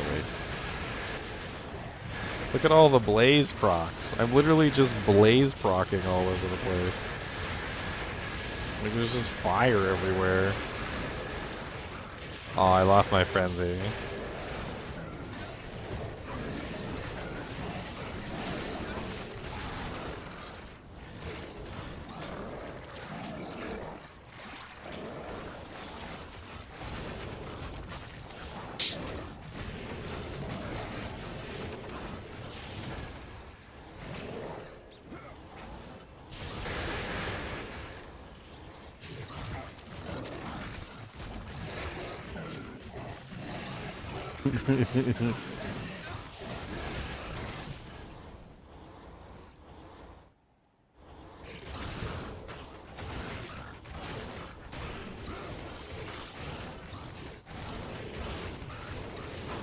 You know, I just thought about this, but this would be one hell of a PvPer. Like, no, not PvPer, sorry, PKer. This would be one hell of a PKer. How fast you could run up on somebody, and how quick your whirlwind is, literally to the point where they wouldn't even be able to evade your whirlwind. Like, you could literally just whirlwind straight through them. Like you could chase them and whirlwind chase them. Like you wouldn't even normally when you whirlwind's kind of slow and you can kind of just like sidestep it if you're smart. But like you ain't sidestepping this. You ain't sidestepping that kind of whirlwind speed. That kind of whirlwind speed is insane. Uh-oh, Ginger, you may have become infamous instead of famous. Infamous. It's the same thing. It's the same thing. Same thing. So, People still know your name. They still know your name. hey, they'll know your build being a PK griefer build. And PK griefer build, guys. We just created a PK griefer build. Honestly, the funny thing is normally you name your PKers like something silly, like like a troll name, yeah. like slain by your mom or something. And Sanicdahoogehag is straight up a troll name. So.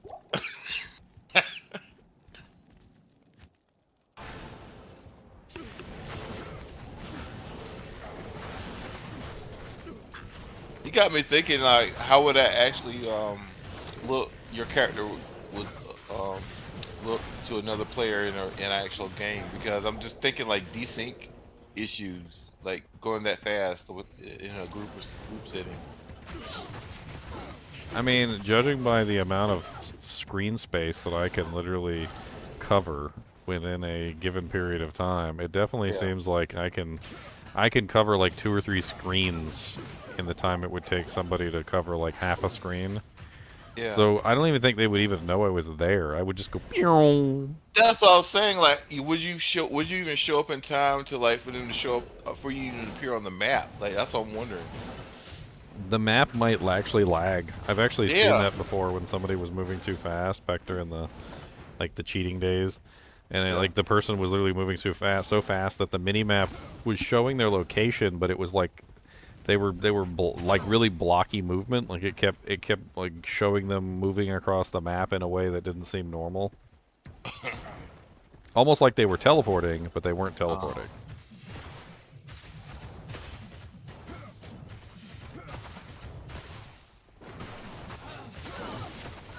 Your mom Sanicdahoogehag? What?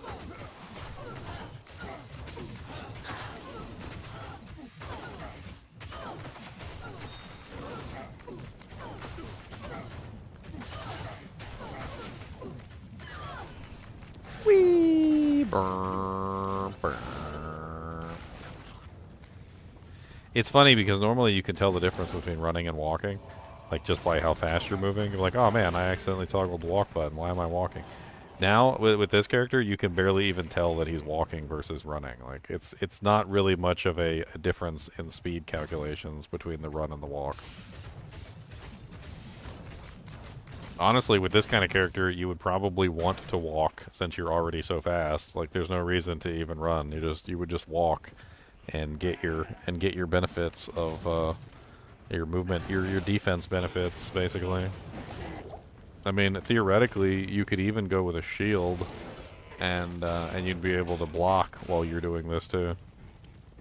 If you had a shield on.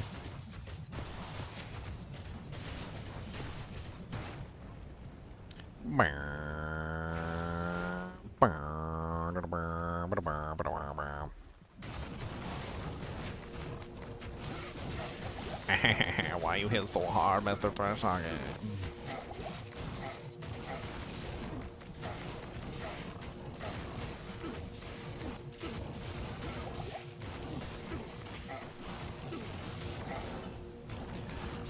I don't know. A vigor merc would be kind of interesting too. I mean, it wouldn't always be active, but it would be an additional run walk bonus.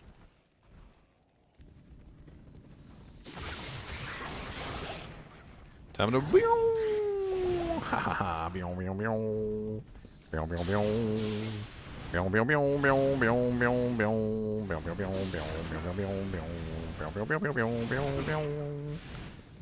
Like, you legitimately don't even need to worry about things actually hitting you, because as long as you're moving, you literally are so fast that you can outrun. I think I'm pretty sure I was outrunning the bone spear. Hold on.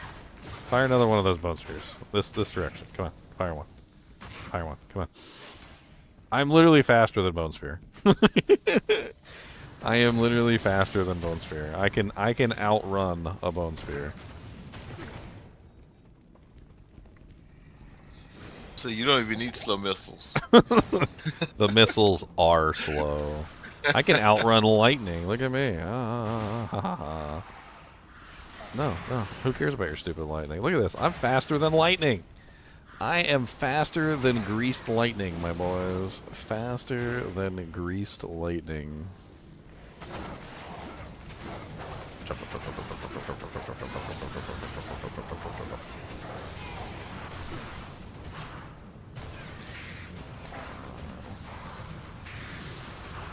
Where are you going to, Mr. Glum? Where are you going to, Mr. Glum? Where are you going to, Mr. Glum? I think there's a term for what you're doing, Ginger, and it's called ludicrous speed. Ludicrous speed. Activate ludicrous speed. Ha ha ha. If I got all the way in here and you guys didn't even stop me. And I'm leaving. Ha ha. Punks. You can't even approach the level of speed needed to see my movements.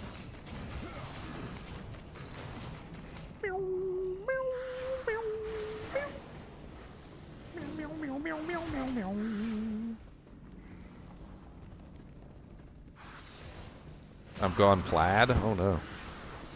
Not plaid.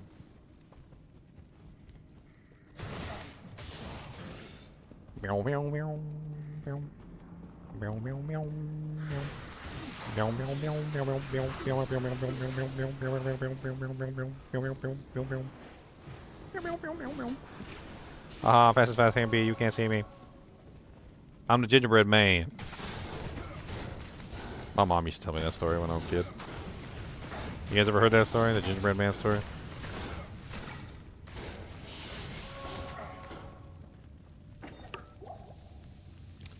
No, sir. I just heard the scat man.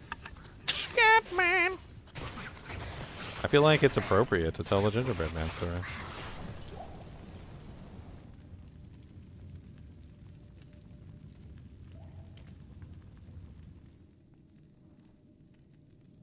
Bow, bow, bow, bow.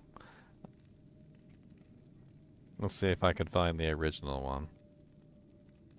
How fast really is the gingerbread man? Oh, okay. Okay. Is this the one? Is this the one?